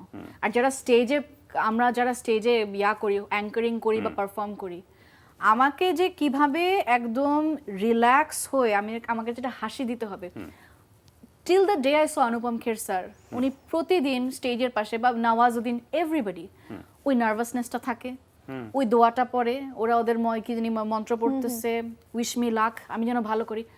স্যার আপনার আবার উইশ মি লাক আবার কি? Your guest is Shahrukh Khan, Priyanka Chopra, এগুলো তো ওরা তো আপনার সামনে বড় হয়েছে, বলে না, এভরি সিঙ্গেল ডে ম্যাটার্স। আর এই ছোট ছোট জিনিসগুলো শেখা, আর মানুষ বলে না যে এতগুলো টাকা নষ্ট করছো ওই ইয়াতে, আমার তো মনে হয় আমি প্রত্যেকটা টাকা ফেরত মানে I got back what I learn. হ্যাঁ অবশ্যই ওয়ার্থি। আর মাস্টার্সও করেছি ঠিক এরকম, ডেভেলপমেন্ট সেক্টরে যেহেতু কাজ করি, মাস্টার্স করলাম ডেভেলপমেন্ট স্টাডির উপর, যা কিছু শিখেছি every single thing is absolutely practical to my work. Okay, আচ্ছা, এবার একটু ফ্ল্যাগ গার্লের কথা আসে। আমি ওই যে বললাম, বলতে শুরু করেছিলাম, আমি যেহেতু কথা অনেকগুলো হারিয়ে ফেলছি, আবার একটা এই সাবজেক্টটা একটু বলতে চাই যে অনেকদিন পরে ওকে যখন হঠাৎ করে দেখলাম ফ্ল্যাগ গার্ল হিসেবে দেখলাম প্রিয়তাকে, এবং অনেকে লেখালেখি করছে, শেয়ার করছে, জিনিসটা খুব ভালো লাগলো। সেই ফ্ল্যাগ গার্ল হওয়াটা, আমি শিওর যে তুমি ফ্ল্যাগ গার্ল হওয়ার জন্য এতে কিছু করো নেই, এরকম তো কোনো প্ল্যান ছিল না, করতে করতে হয়ে গেছে। তো এটার শুরুটা মানে কিভাবে হয়েছিল? শুরুটা যে আবার ওই একই story, before Anupam cares, before the pageant, before everything, পিছন থেকে পিছনে গেলাম অনেক আমরা। পিছনে 2013 সালে আই ওয়াজ নমিনেটেড ফর আইভিএলপি। আইভিএলপি হচ্ছে কি ইন্টারন্যাশনাল ভিজিটার্স লিডারশিপ প্রোগ্রাম। আমি তখন আমেরিকান এম্বাসির সাথে অনেকগুলো প্রোগ্রাম করছিলাম, দেশ টিভির সাথে মনে হয়। তো তারা কোন তখন ক্লাসে নমিনেট ছিলে? করলো। হ্যাঁ, কোন ক্লাসে ছিলে, মানে কিসে পড়তে? সরি, ক্লাস, ভালো কথা ভুলে গেছি। ওই তো ইউনিভার্সিটি মানে ইউনিভার্সিটি লেভেল। ছিল। Thank you. সো তখন হচ্ছে গিয়ে যেটা হয়, very typical, I think every single girl can relate to me, boys also. আচ্ছা, আমি মেয়ে, আমি যেতে পারবো না। কেন যেতে পারবো না? কারণ তখন আম্মু সিঙ্গেল মাদার, তাকে একটা প্রেশার দেওয়া হচ্ছে আশেপাশে থেকে, এই মেয়ে গেলে তো আর ফেরত আসবে না, মেয়েকে সামলাইতে ভাই? পারবা? সামলাতে পারবা না। এসে আম্মু সুন্দর এসে বললো, এই তোমার কোনো যাওয়ার দরকার নেই, লিডার অনেক আছে মহিলা সারা বাংলাদেশে, তোমার পাসপোর্ট দাও, ব্যাস। আমার পাসপোর্ট নিয়ে চলে গেল। আচ্ছা, ও, এটা আমি শুনেছিলাম। আই ওয়াজ ক্রাইং, লিটারালি হ্যাঁ হ্যাঁ, পাসপোর্ট নিয়ে Passport চলে আটকে গেল, রেখেছিল। ন্যাশনাল আইডি নিয়ে চলে গেল, and let's not mention the person's name who influenced হার।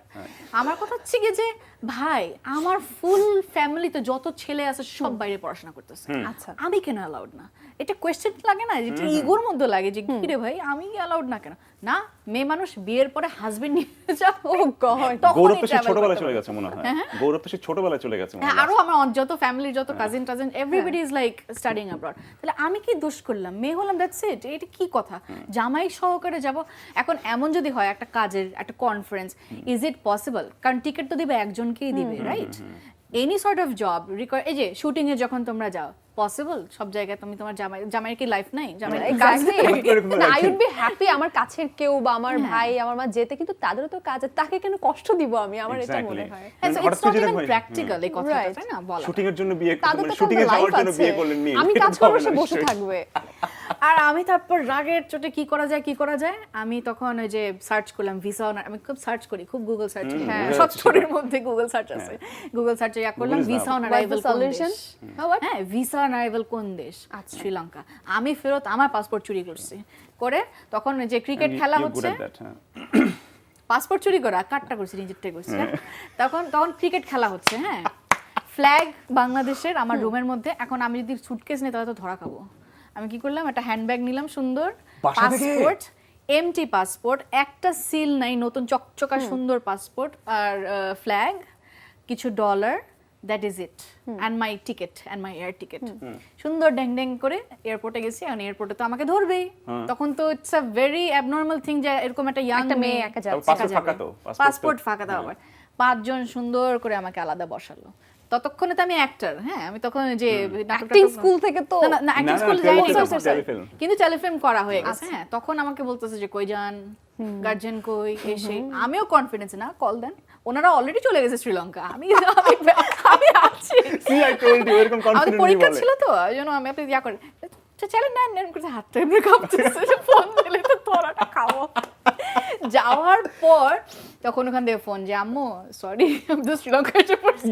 আচ্ছা, তখন তোমার মাথায় কি ছিল? মানে তুমি কেন যাচ্ছিলে? লাইক তোমার এই একটা জিদ যে মানে ঘুরতে যাওয়া, আর কিসের ঘোরা, কেন মেয়েদেরকে মানে কেন যেতে দিবে না? কেন আমি মেয়েদেরকে একা যেতে যাব? দিবে না? Okay. ওয়াই? এটাই আমার মাথায় কোশ্চেনটা হচ্ছে যে কেন আমার বিয়ের পরে যেতে হবে? কেন আমার Right. হাজবেন্ড তো সব জায়গায় যেতে পারবে, কিন্তু আমাকে কেন অ্যাকম্পানিড বাই সামবডি?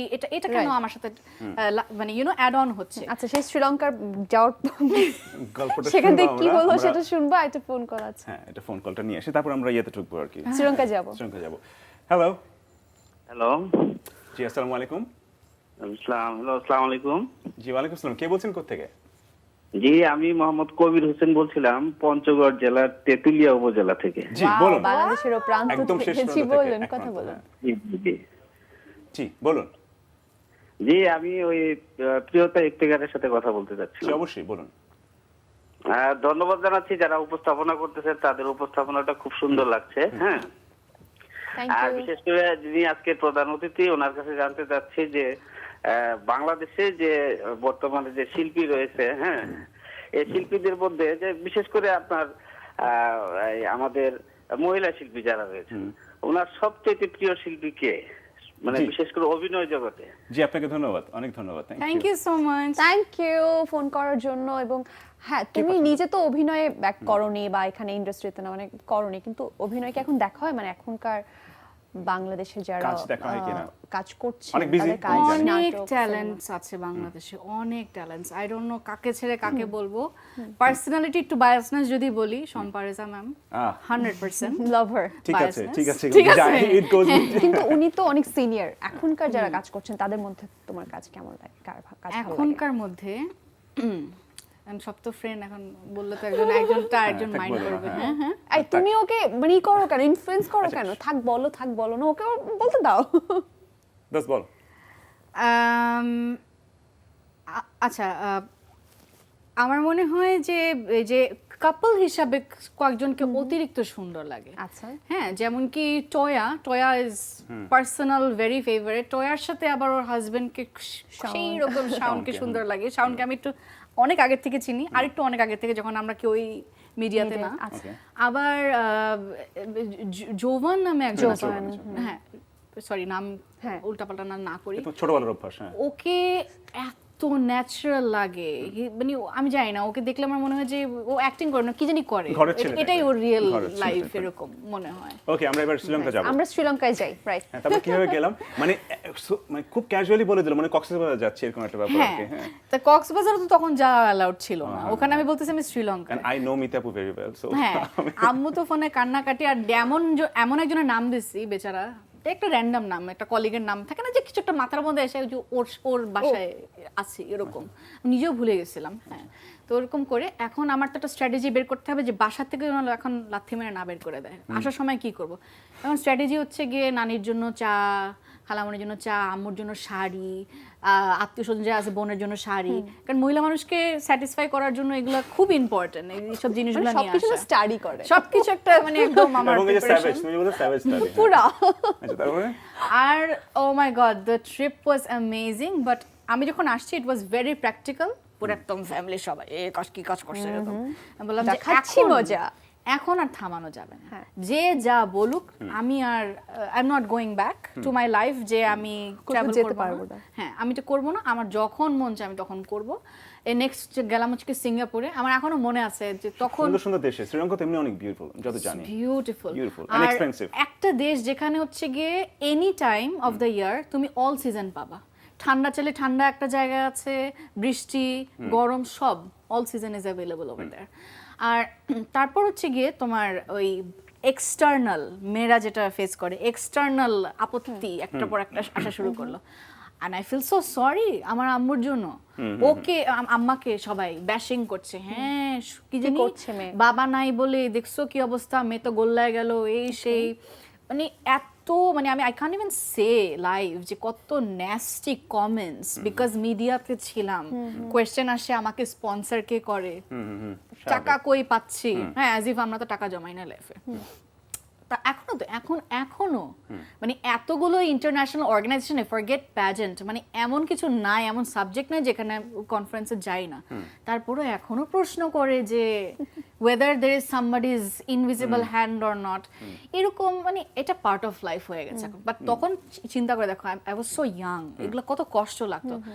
বাট কি eventually when you succeed in life, ওই মানুষগুলাই কিন্তু তখন পরিচয় দেয়, ও আমি তো চিনি, হ্যাঁ ও তো আমাদের যে মেয়েটাকে দেখছিল তো আমার পাশে বাসা, হ্যাঁ এরকম, আর আমাদের হাতের উপরেই তো বড় হয়েছে। হ্যাঁ আমার একদম চোখের সামনেই বড় হয়েছে। তো আমি ভাবলাম কি যে ভাই, কথা যদি না শুনি তাহলে কিছু করছি না লাইফে।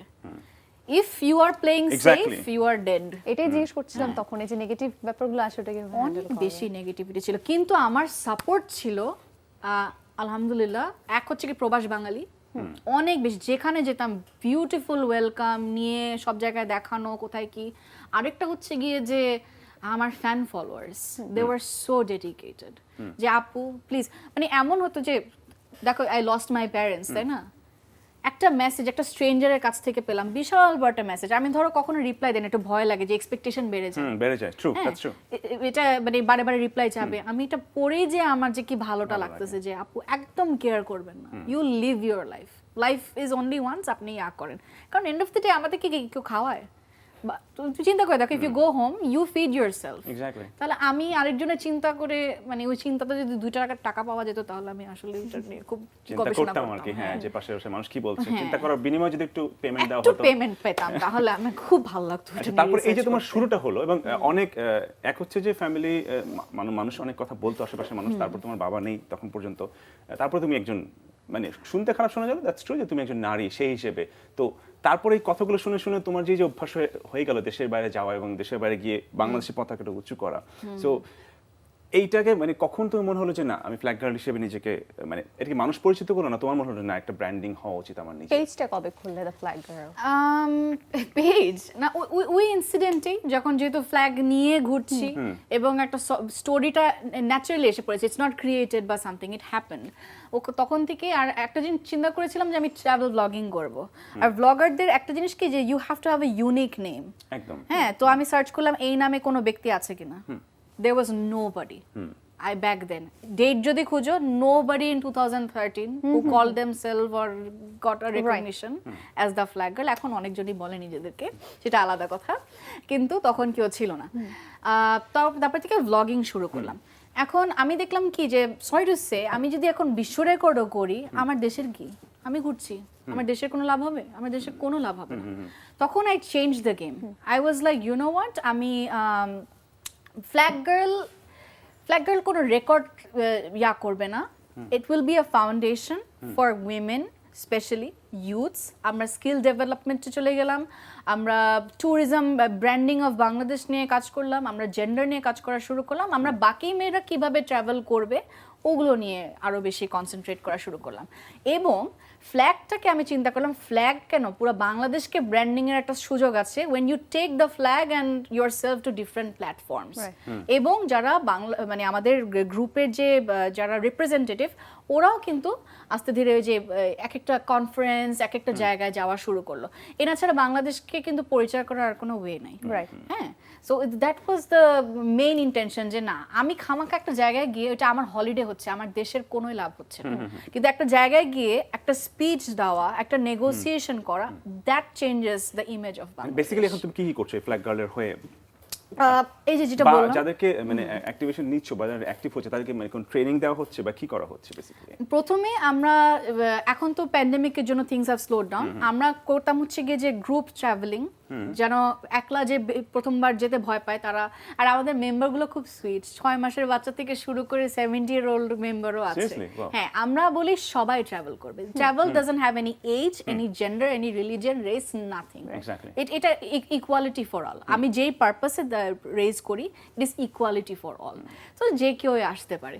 আরেকটা শুরু করলাম, যেহেতু বিভিন্ন দেশে আমার ওই যে কমিউনিটিটা বিল্ড হয়েছে, একটা মেয়ের সাথে একটা মেয়েকে পরিচয় করা দেওয়া। ভিয়েতনামে একজন যাচ্ছে, ওখানে আরেকটা আমার ভিয়েতনামের রিপ্রেজেন্টেটিভ আছে, ও অ্যাটলিস্ট না দেখা করতে পারলেও ও একটা গাইডেন্স হেল্প করে, দিয়ে দিবে যে কোথায় কিভাবে যাবে। একটা অপরিচিত জায়গায় এরকম একটা কিছুটা পরিচিত কাউকে পাওয়াটা অবশ্যই। আর আরেকটা জিনিস করলাম যে কিছু ট্রাভেল টিপস দেওয়া শুরু করলাম, এখানে এটা করলে বেস্ট হয়, এখানে এটা। আর আমি তো, ও জানে আমি অনেক মিসচিভিয়াস, আমি কোনো কিছু প্ল্যান করি না, আমার প্ল্যানিংই বিরক্ত লাগে আমার কাছে। কিসের প্ল্যানিং? শুধু আমি না, আজকে তো দর্শকরা জানলো তুমি তুমি যা যা করেছো এতদিন 48 ঘন্টায়। তারপরে না, কিন্তু আমার কাছে মনে হয়েছে একটা তো হচ্ছে যে প্ল্যানিং ওভাবে হয়তো করো না, ঠিক আছে, নিজের মতো করে অত প্ল্যানিং অত পাতা দাও না, কিন্তু আমার কাছে যদ্দূর শুনে মনে হচ্ছে যে তুমি অনেক দূরের একটা কিছু ভেবে, একটা ক্যালকুলেশন ভেবে, একটা ভিশন তোমার থাকে, and you study that and you prepare yourself for a bigger thing, এবং সেটা অনেক দূরের ফিউচার ভেবে। Am I right? না, স্বীকার কেন না, আমি বলি এটা এটা একটু নট ট্রু, আনট্রু, বিকজ আমার মনে হয় কি, এখন যদি কিছু নিজেকে চিন্তা করি, আমার মনে হবে যে আমি এখানে বসে চিন্তা করছি, আই থিঙ্ক আমার জন্য আরো অনেক বিগার কিছু আছে। হ্যাঁ, I shouldn't plan too much. আমি 5 বছরের মধ্যে কি করবো, এখন কি দরকার প্ল্যান করার? দরকার নেই। এখন লেটস লিভ টুডে, ঘুম থেকে উঠে চিন্তা করি, টাকার হিসাব করি, কিভাবে টাকা আর্ন করবো, কিভাবে পকেটে অপরচুনিটিসগুলো কিভাবে কাজে লাগাবো, অপরচুনিটিগুলো কিভাবে কাজে লাগাবো, কিভাবে চ্যানেল করবো, এই 10টা মানুষের হেল্প কিভাবে করবো, কিন্তু একটু সিক্রেট স্যান্টা স্টাইলে, মানে বলবো না Secret যে Santa, আমি বাহ, nice. আমি হেল্প করছি, কারণ ওই যে আমার মধ্যে একটু অ্যালার্জি আছে, যে থাকে না যে মাথায় মুকুট নিয়ে আমি দুটো বাচ্চাকে একটু খাওয়াই দিব, এগুলা যে প্যাজেন্টে মানে সারা পৃথিবীতে করে, ওটার প্রতি আমার একটু অ্যালার্জি আছে। বা 20 জন মিলে একজনকে খাবার তুলে দিচ্ছে, হ্যাঁ, ওই খাবারটা একবেলায় তোলার থেকে আরো বাচ্চাদের জন্য আরো অনেক কাজ করা আছে। অনেক অনেক অনেক তো ইউথ ডেভেলপমেন্ট নিয়ে কাজ করা শুরু করলাম। আর আমার এখন সবচেয়ে কারেন্ট ফেভারিট যে কাজটা, আমি বিভিন্ন জায়গায় গিয়ে বা অনলাইন যেসব জায়গায় ট্রাভেল করেছি, ওই যে কমিউনিটিটা বিল্ড করেছি, ওই কমিউনিটিগুলোতে আমি এখন কিছু ট্রেনিং করাই আচ্ছা বাচ্চাদেরকে।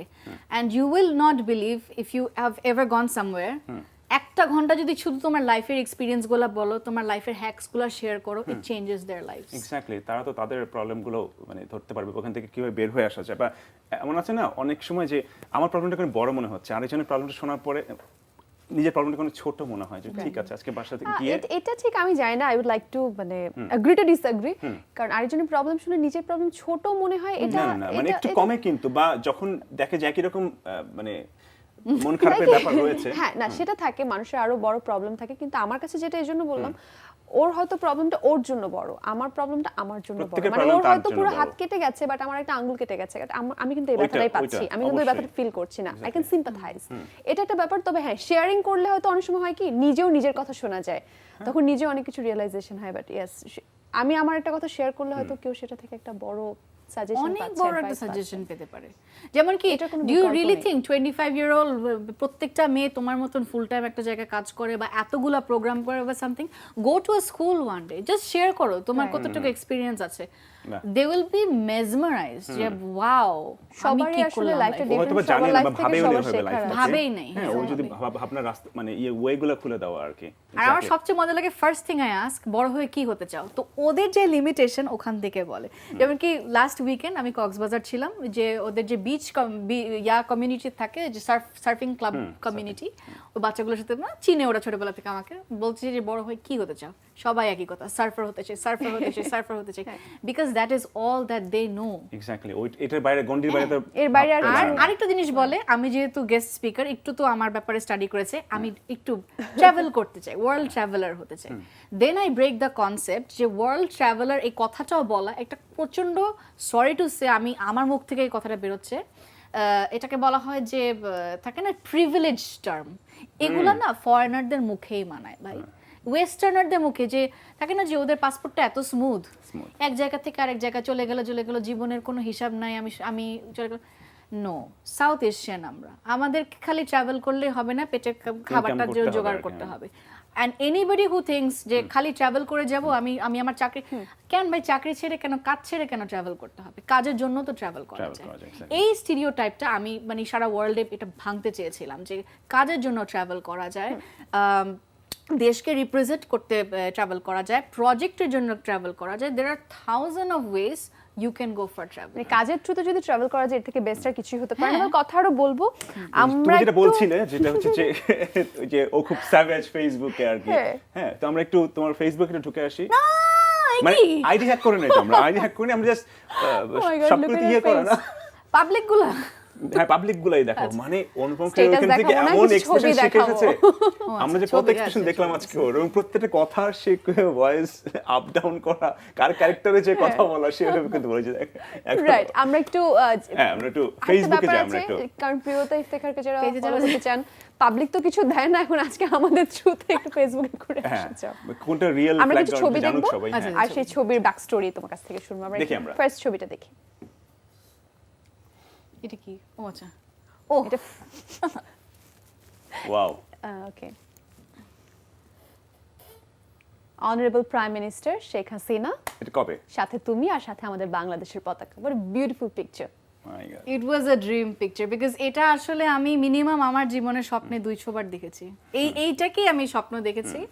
আর আমার মনে আছে ওনার বাসায় আমাদের 100 জন ইউথকে ডেকেছিলেন আমাদের সাথে আড্ডা দেওয়ার জন্য। তো আমরা সবাই গ্রুপ ওয়াইজ যাচ্ছি, তো আমি তো ওই যে ও বলে না যে একটু হলেও প্ল্যান করি, হাতে একটু ফ্ল্যাগটা পেঁচায় নিয়ে গেছিলাম। আর এটা তো সিকিউরিটিতে অ্যালাউ করবেই না, but somehow everybody thought it's part of my dress, তো এই জন্য কিছু Okay, বলে নাই। হ্যাঁ। Okay. আর আমি তো অপরচুনিস্ট, আমি তো এত ক্লোজ তার এসে সেই ছোটবেলায় কোলে বসতাম, সেটা তো আলাদা কথা, হ্যাঁ, কচি কাচার মেলা এসে আছে, যে হ্যাঁ, আছে, যতটুকু আসতো, হ্যাঁ আচ্ছা। তখন ছিলাম দাদা ভাই নাতনি, এখন তো আমার নিজের পরিচয় আছে, আমি তো এখন কথা বলবো, মানে সাহস করে আপা আমি না সারা সারা ওয়ার্ল্ড আসলে ফ্ল্যাগ নিয়ে আমি ট্রাভেল করি, আমি আপনার সাথে একটা ছবি তুলবো। কিসের কি 20 জন এসে পড়ছে একটা গ্রুপ ছবি তুলে, আমি তো অ্যাজ ইউজুয়াল চিপার মধ্যে দাঁড়ানো, চলে যাব, পিছন থেকে একজন আমার হাতটা ধরলো এরকম করে, রাই তুমি না আমার সাথে ছবি তুলতে চেয়েছিলে, She remembers. হ্যাঁ তুমি আমার সাথে ছবি তুলতে চেয়েছিলে, আসো। আমি তো ঘাটাঘাট করে 6 ফিট এত বড় ফ্ল্যাগ ইয়া করে পরে ধরছি, আমি খেয়াল করে দেখি মানে উল্টাটা ধরছি, বিকজ ফ্ল্যাগ কিন্তু আমাদের সেন্টার না, Center না, হ্যাঁ। আমি বাংলাদেশের Right প্রাইম side. মিনিস্টারকে বলছি আপা ভুল ধরা হয়েছে, একটু ঠিক করে নেন না, কারণ জীবনের একটা ছবি, এটা যদি ভুল হয়। অবশ্যই। কভার ফটোটা তো She smiled at me like ভাই এটা সাহস তো কম না। তখন আমি পরিচয় দিলাম, আমি নূরজাহান বেগমের নাতনি। এসে হ্যাঁ, she was এটি জিজ্ঞেস করছেন যে so পরিচয়টা দিয়েছো কিনা, mesmerized। কারণ হ্যাঁ, তিনি তো একসময় but খুবই কম সময় ছিল, বিকজ সব সিকিউরিটি এসে পড়ছে, আমি স্বাভাবিক। করতেছিটা কি থাকে না যে মানে হচ্ছেটা কি। হ্যাঁ, হ্যাঁ। পরে না আমার সময় তো কম বকা খাই রে বাকিদের কাছ থেকে, এই এটা কি বলা হয়েছিল গ্রুপ ছবি এটা কেন তোলা হলো, আমি বলছি, ভাই পরে কথা শুনবো, জীবনটা যে ভরে জীবনে গেছে। পাইছি একটা চান্স, আমি হারাবো কেন?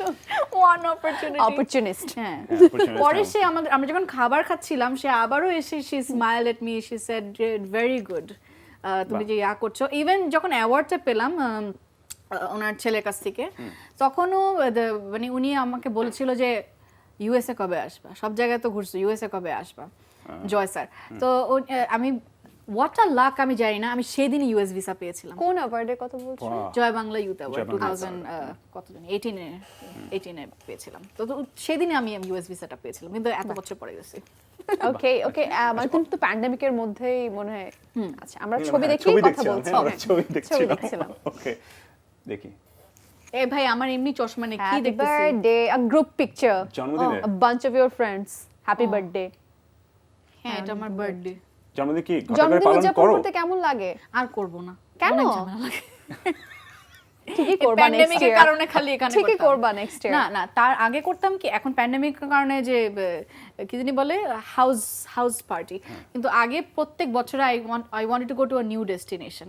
এমনও হয়েছে নিউ ডেস্টিনেশন তো দূরের কথা, একটা অ্যাক্সিডেন্ট হয়েছিল ফিলিপিন্সে যে ট্রেনিং এর সময়, আমি থাইল্যান্ডের এয়ারপোর্টে আটকানো, ম্যানিলা এয়ারপোর্টে একটা অ্যাক্সিডেন্ট হয়েছে, আমি তো জিদের ঠেলে এয়ারপোর্টে বার্থডে ইম্পসিবল, ঠান্ডার মধ্যে কাঁপতেছি, কিছুক্ষণের মধ্যে মানে 100 জনের ওই একই চিন্তা, মাথা ব্যথা, না এই মেয়ের তো বার্থডে, ওর বার্থডে তো এভাবে হওয়া যায় না এয়ারপোর্টে, না না না আমাদের থাকার জায়গা লাগবে। So that was probably one birthday আইল নেভার ফরগেট। 13 ঘন্টা এয়ারে ছিলাম, মানে এত up in the air my birthday was celebrated. মানে Okay. আকাশে তোর আকাশে জন্মদিন। বিশাল ব্যাপার। ওরা Wow. কেক টেক নিয়ে এসে সবাই মিলে সেলিব্রেট করেছিল। বাহ। Wonderful. ওকে, আমরা ছবি আরো দেখে। কিছু ছবি দেখে ফেলি। এটা কেক কাট ছবি নাকি? এটা আমরা ও আসলে একটু কম দেখে। নেক্সট পিকচার একটা প্লিজ। TV হ্যাঁ, আমরা পরের ছবিটা দেখি। এটা কি ঘোলা কেন? দর্শক ঘোলা দেখতে পাচ্ছে না, না, না, না, আসলে। হ্যাঁ, আমাদের আমি এই এখন মনিটরে বুঝছি। আচ্ছা, ঘোলা নানু দেখতে দিদি ভাই হয়েছে আছে, যে, হ্যাঁ। নূরজাহান বেগম প্রাইম হ্যাঁ। মিনিস্টারের সাথে তোমার আসলে তোমার পরিচয় নিয়ে তো কথা বলছি, the flag girl, Priyota Iftekhar, তোমার আসলে ছোটবেলা আরেকটা কিন্তু পরিচয় যাওয়া আছে করো না। যে দাদা ভাই নামেই যিনি আসলে এক নামে পরিচিত, এবং নূরজাহান বেগম এবং তুমি তাদের দাদা ভাইকে, নাতনি হ্যাঁ, তুমি। তুমি দাদা ভাইকে খুব একটা বেশি পাওনি, 9 বছর মনে হয়, 8-9 বছর পেয়েছো, কিন্তু দিদি ভাইকে তো পেয়েছো। হ্যাঁ এটাও একটা one of the most memorable day of my life, কারণ নানু কিন্তু 21 পদক অনেক পরে পেয়েছে, অনেক পরে যতটুকু না ডিজার্ভিং, মানে আগে নানা তো অনেক আগে পাওয়া, বাট আমার যেই খেয়াল আছে টাইমে তখন, শি ডিজার্ভড তার থেকে অনেকই পরে পাওয়াতে আচ্ছা। অডিয়েন্সের ফিলিংটা কেমন ছিল যে ফাইনালি সবাই she is getting it. And she is so innocent. আমার বলা যায় যে আবার যতটুক দেশপ্রেম, যতটুক মানুষের প্রতি ভালোবাসা, দেশের প্রতি ভালোবাসা, সবকিছু তো একদম ছোটবেলা থেকে এই ট্রেনিং, মানে আমাদেরকে বলা হচ্ছে যে you are born to serve the country, আর তোমার কোনো কাজ নাই, তুমি খেতে পারো, ইচ্ছা হলে নাও খেতে পারো, এটা তোমার ব্যাপার, কিন্তু দেশকে তুমি সার্ভ করার জন্য বর্ন হয়েছো, তোমার কোনো অপশন নাই, এই ফ্যামিলিতে পয়দা হয়েছো। সো নানু সেই দিন খুব কিউট ইনোসেন্টলি এতদিন পরে বের হওয়া, সে কিন্তু বের হতো না বাসা থেকে, হ্যাঁ, মনে এবং আছে? তুমি মাঝে মাঝে নারীদের দেখা করতে যেতে ওনার হ্যাঁ সাথে। Completely at home. সো সে যে মানুষ দেখছে, এতজনকে বাংলাদেশিদেরকে দেখছে, কিউট করে এরকম করে হাত দেখাচ্ছে, তখন ওকির আলমগীর স্যার সবার সবচেয়ে আগে সে দাঁড়িয়ে স্ট্যান্ডিং ওভেশন দিল, এরপর পুরো অডিয়েন্স একজনের জন্য দাঁড়ালো। আমি তো আরো 21 পদকে গিয়েছি, I have never seen the whole মানে অডিয়েন্স তার জন্য দাঁড়িয়ে আর তখন তখন আপা বলছেন যে সরি নূরজাহান আপা অনেক দেরি হয়ে গেল এটা দিতে, তো সে দুষ্টামি করে বলে আরে ঠিক আছে বেঁচে থেকে তো পেলাম, তাই তো মরণোত্তর নয়। আর সে অ্যাওয়ার্ড ভুলে গেছে, সে 21 পদক যে পাইছে সে ডাজন্ট, মানুষ দেখে সে হাত এরকম ওয়েভ করতেছে যে কেউ কি তার সাথে এসে একটু কথা বলবে কিনা, এতটুক তার ভালোবাসা। অনেক বছর তুমি বাসাতেই নিজেকে রেখেছিলেন। হ্যাঁ, আর সেই দিন পুরো মানে I had goose bumps, I was crying, we all were crying, যে এটা একটা মোমেন্ট আসলে, যে when you realize ভাই কোন ফ্যামিলিতে বর্ন হলাম, এটা এত এত নরমালি না উচিত না। তো ছোটবেলায় আমরা কিন্তু আসলে হিংসা করতাম তোমাকে, দ্যাটস ট্রু, মানে মেচুয়ালায় আর কি, যখন কি হিংসা করে তোমাকে চিনতাম যে তুমি দাদা ভাইয়ের you're privileged in that way, মানে you born in a so cultured family like this.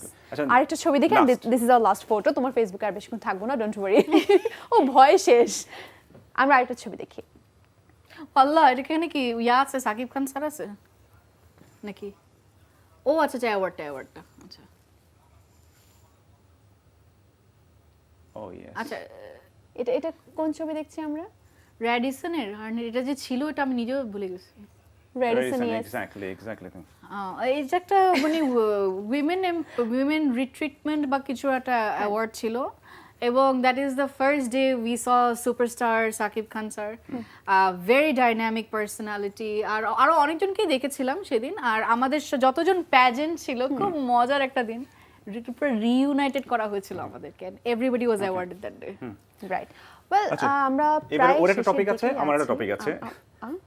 না, তুই গত সপ্তাহে বকা দিয়েছিলাম আমার খেলাচ্ছে, কোনটা? যে আচ্ছা তুমি বলো। কেন বলো যে আমার এই টপিকে কথা বলবো, যেটা তোমার ইন্টারেস্টিং লাগে বেশি। আচ্ছা, আমার ইন্টারেস্টিং টপিক হচ্ছে জিম। এই যে জিমের প্রতি মানে কবে তুমি ডেডিকেটেড হলে? আজকে আমরা আসার সময় বলতেছিলাম যে আমরা দুই ছোটবেলা দোস্ত, মানে জিমের প্রতি ডেডিকেটেড। দুইজন জিমের প্রতি এটা কোনো dedicated। আমার এখন- এখন এই জিনিসের হ্যাঁ, ওটা তো ডেডিকেশন নাই, আমার zero। এই যে তোমার see- কন্ট্রিবিউশন আছে এখানে, ডোন্ট ওয়ারি। আমি কি করছিলাম? ওকে দেখে ইয়া আল্লাহ, inspired। প্লিজ।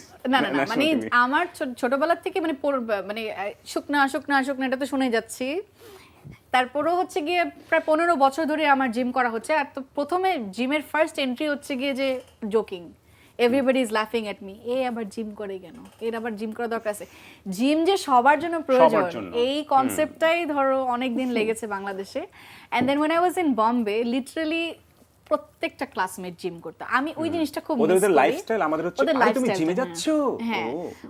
ওইটা হচ্ছে কি এখানে স্টাইল, আর ওটা হচ্ছে কি লাইফস্টাইল। Lifestyle, হ্যাঁ, right. So everybody is talking about gym, everybody is doing gym. আর আমি করতাম হচ্ছে গিয়ে শাহরুখের যে ট্রেনার প্রশান্ত সাওয়ন্ত, ওর ওখানে করতাম। সো মানে একটা অ্যাক্টর যে কতটুকু শাহরুখ বলার ডেডিকেটেড, সময় কিন্তু একটু ব্লাশ করেছে, খেয়াল করেছো কিনা? যেটা করতেই হবে, একটা দুঃখ লাগে, celebrity crush. Celebrity crush. So ওখানে দেখতাম যে কত ডেডিকেটেড মানুষ এক একজন, মানে Right. অ্যাক্টরস, যে কতটুক তার ইয়ার প্রতি, ক্যারিয়ারের প্রতি কত ডেডিকেটেড তারা। আমরা একদম ছোট করে যেটা শুনবো এখন, তোমার অনেক কিছু নিয়ে শুনছিলাম, যেটা বলছিলাম যে খিচুড়ি, এবং খিচুড়িটা অনেক টেস্টি, সোশ্যাল ওয়ার্ক করছো, বেশ কিছু মেন্টাল হেলথ নিয়ে কাজ করছো। ওভারঅল একদম ছোট্ট করে বলবে যে সামনে আসলে খুব অনেক দূরের কিছু তো তুমি চিন্তা করো না, এটা আমার মতোই, কিন্তু মোটামুটি একটা ক্যালকুলেশন থাকে, অদূর ভবিষ্যৎ নিয়ে চিন্তা করো, সামনে আসলে কি করছো, কি পরিকল্পনা আছে? সামনে আরো প্রজেক্টস করব, সোশ্যাল ডেভেলপমেন্টের দিকেই যাচ্ছি, জেন্ডার নিয়ে কাজ করব, ইউথ নিয়ে কাজ করব, mental health is one of the most important one that I am working for. Overall I just feel like দিনকে দিন নিজেকে আর একটু বড় কোনো জায়গায়, তোমার কাছে কতটা আসলে বড় কি দেখা মনে যায়। হয়, তুমি পার্সোনালি মানে ব্যক্তিগত জায়গা থেকে, ফ্যামিলিগত জায়গা থেকে একটা মানুষ সবচেয়ে বড় যে আঘাতটা পেতে পারে, তুমি সেটা আসলে তুমি ফেস করেছো very early age. So mental health ধরে রাখার জন্য তোমার কাছে কি মনে হয়, how do you do it? তুমি কিভাবে আসলে নিজেকে ঠিক রাখো, ফোকাস রাখো তোমার ক্যারিয়ারের প্রতি, কাজের প্রতি? এটা আসলে mental health is a very মানে এটাকে স্টাডি করতে হয়। I studied it extremely well to know the science and the knowledge about it. এটা ছাড়াও ইটস ভেরি সিম্পল, যে জিনিসটা তোমাকে খুশি করে সেটা করতে হবে, এটা হচ্ছে কি খুব বেসিক, যেটা একদম reality and it's a must, এটাকে কেউ অস্বীকার করতেই পারবে না। তো মেন্টাল হেলথের সাথে কিছু জিনিস related, good health, healthy lifestyle, sleep, এই স্লিপটাকে তো আমরা পুরাই শেষ করে দেই, আননেসেসারি স্ট্রেস অ্যান্ড অ্যাংজাইটি, এবং খাবারের প্যাটার্ন চেঞ্জ যতদিন না হবে, ঘুম যতদিন ঠিক মতো না হবে, একটা মানুষ যতই সুখ না হোক, that person is not mentally okay. ওদের কিন্তু টিচার ব্যাপার চলে আসছে, মানে কথা বলতে বলতে ক্লাস নিতে টিচিং করেছে তো। হ্যাঁ চলে আসছে। It's really good. হ্যাঁ বলছিল কিন্তু যে নার্স সাউথের সময়টা হচ্ছে খুব ওয়েস্ট হয়েছে, কিছুই করেনি, ক্লাবিং করে ওয়েস্ট করেছে, কিন্তু আমি তারপর শুনতে শুনলাম যে তখন ফুল টাইম জব করেছে, তখন সে ফিল্ম স্কুলে গিয়েছে, তখন সে আরো কি জানি করেছে, এখানে গিয়েছে, শ্রীলঙ্কা গিয়েছে, মানে সব ওই সময় করেছে। কি করবে সেই তাও জানে। বলছে ওয়েস্ট হয়েছে, মানে ওয়েস্টেজ যদি হয় এটা ওয়েস্ট মানে হচ্ছে কি প্রফিটেবল না।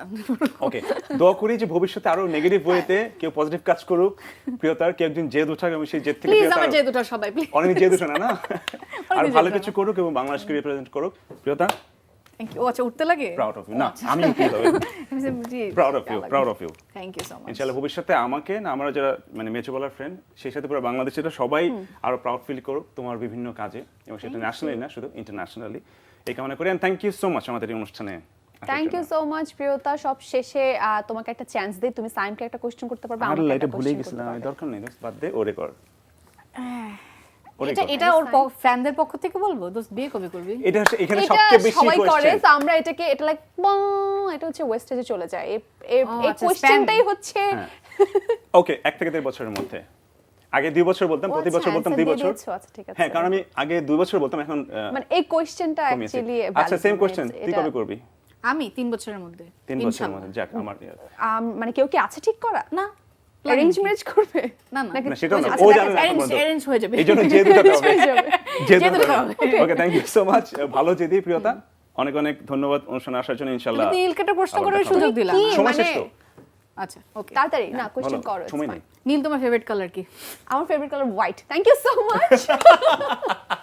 Thank you so much Priyota, আমরা বিদায় নিচ্ছি। চুপি চুপি অনেক কিছু জানার আছে, সেটা আমরা এখন জেনে Off নিব air এ, দর্শকের লম্বা কাছ সময়। থেকে। বিদায় নিন প্রিয় দর্শক। এই ছিল রূপকথার রাত। প্রিয়তা ইফতেখার ছিলেন দ্য ফ্ল্যাগ গার্ল। অনেক কিছু শুনলাম যে মাল্টিটাস্কিং আসলে কিভাবে করতে হয়, অনেক কিছু একসাথে করেও কিভাবে নিজে ফোকাসটা আসলে ঠিক রাখা যায়, সেটাই আসলে প্রিয়তা ইফতেখারের থেকে জানার আছে, শেখার আছে। তাই কিন্তু মনে হলো thank you so much to her experience share করার জন্য আবার আমাদের সাথে। নেক্সট উইক থেকে আবার আমরা হাজির হয়ে যাব, অবশ্যই শুক্রবার রাত 11:30টায় রূপকথার রাত নিয়ে। আর যেহেতু নেক্সট উইক থেকে ডিসেম্বর মাস শুরু হয়ে যাচ্ছে, অর্থাৎ বিজয়ের মাস, বিজয়ের তাই মাস। এই বিজয়ের মাসে অনুষ্ঠানটা একটু পরিবর্তন হয়ে ভিন্নভাবে যাচ্ছে, একটু হবে। ভিন্নভাবে আপনাদের সামনে উপস্থাপন করবো। অবশ্যই সেটা অবশ্যই আমাদের যে সেটা সারপ্রাইজ থাকবে। এটা সারপ্রাইজ থাকবে, আর না বলি স্বাধীনতার 50 বছর পূর্তি, সো সেই বিশেষ সুবর্ণ আয়োজন তো মানে থাকছে পুরো আমাদের। এই ডিসেম্বর মাসটাই আসলে একটা অন্যরকম আমেজের মধ্যে দিয়ে যাবে আমাদের সকল বাংলাদেশীদের জন্য। রূপকথার রাতও সাজবে একটু ভিন্নভাবে, কি রকম সেটা নেক্সট উইকে না হয় দেখে নেবেন টিভির সে সাথে পর্যন্ত থাকুন। আমি আর সায়েম আজকের মতো বিদায় Much better. নিচ্ছি। Good night. Good bye, good night.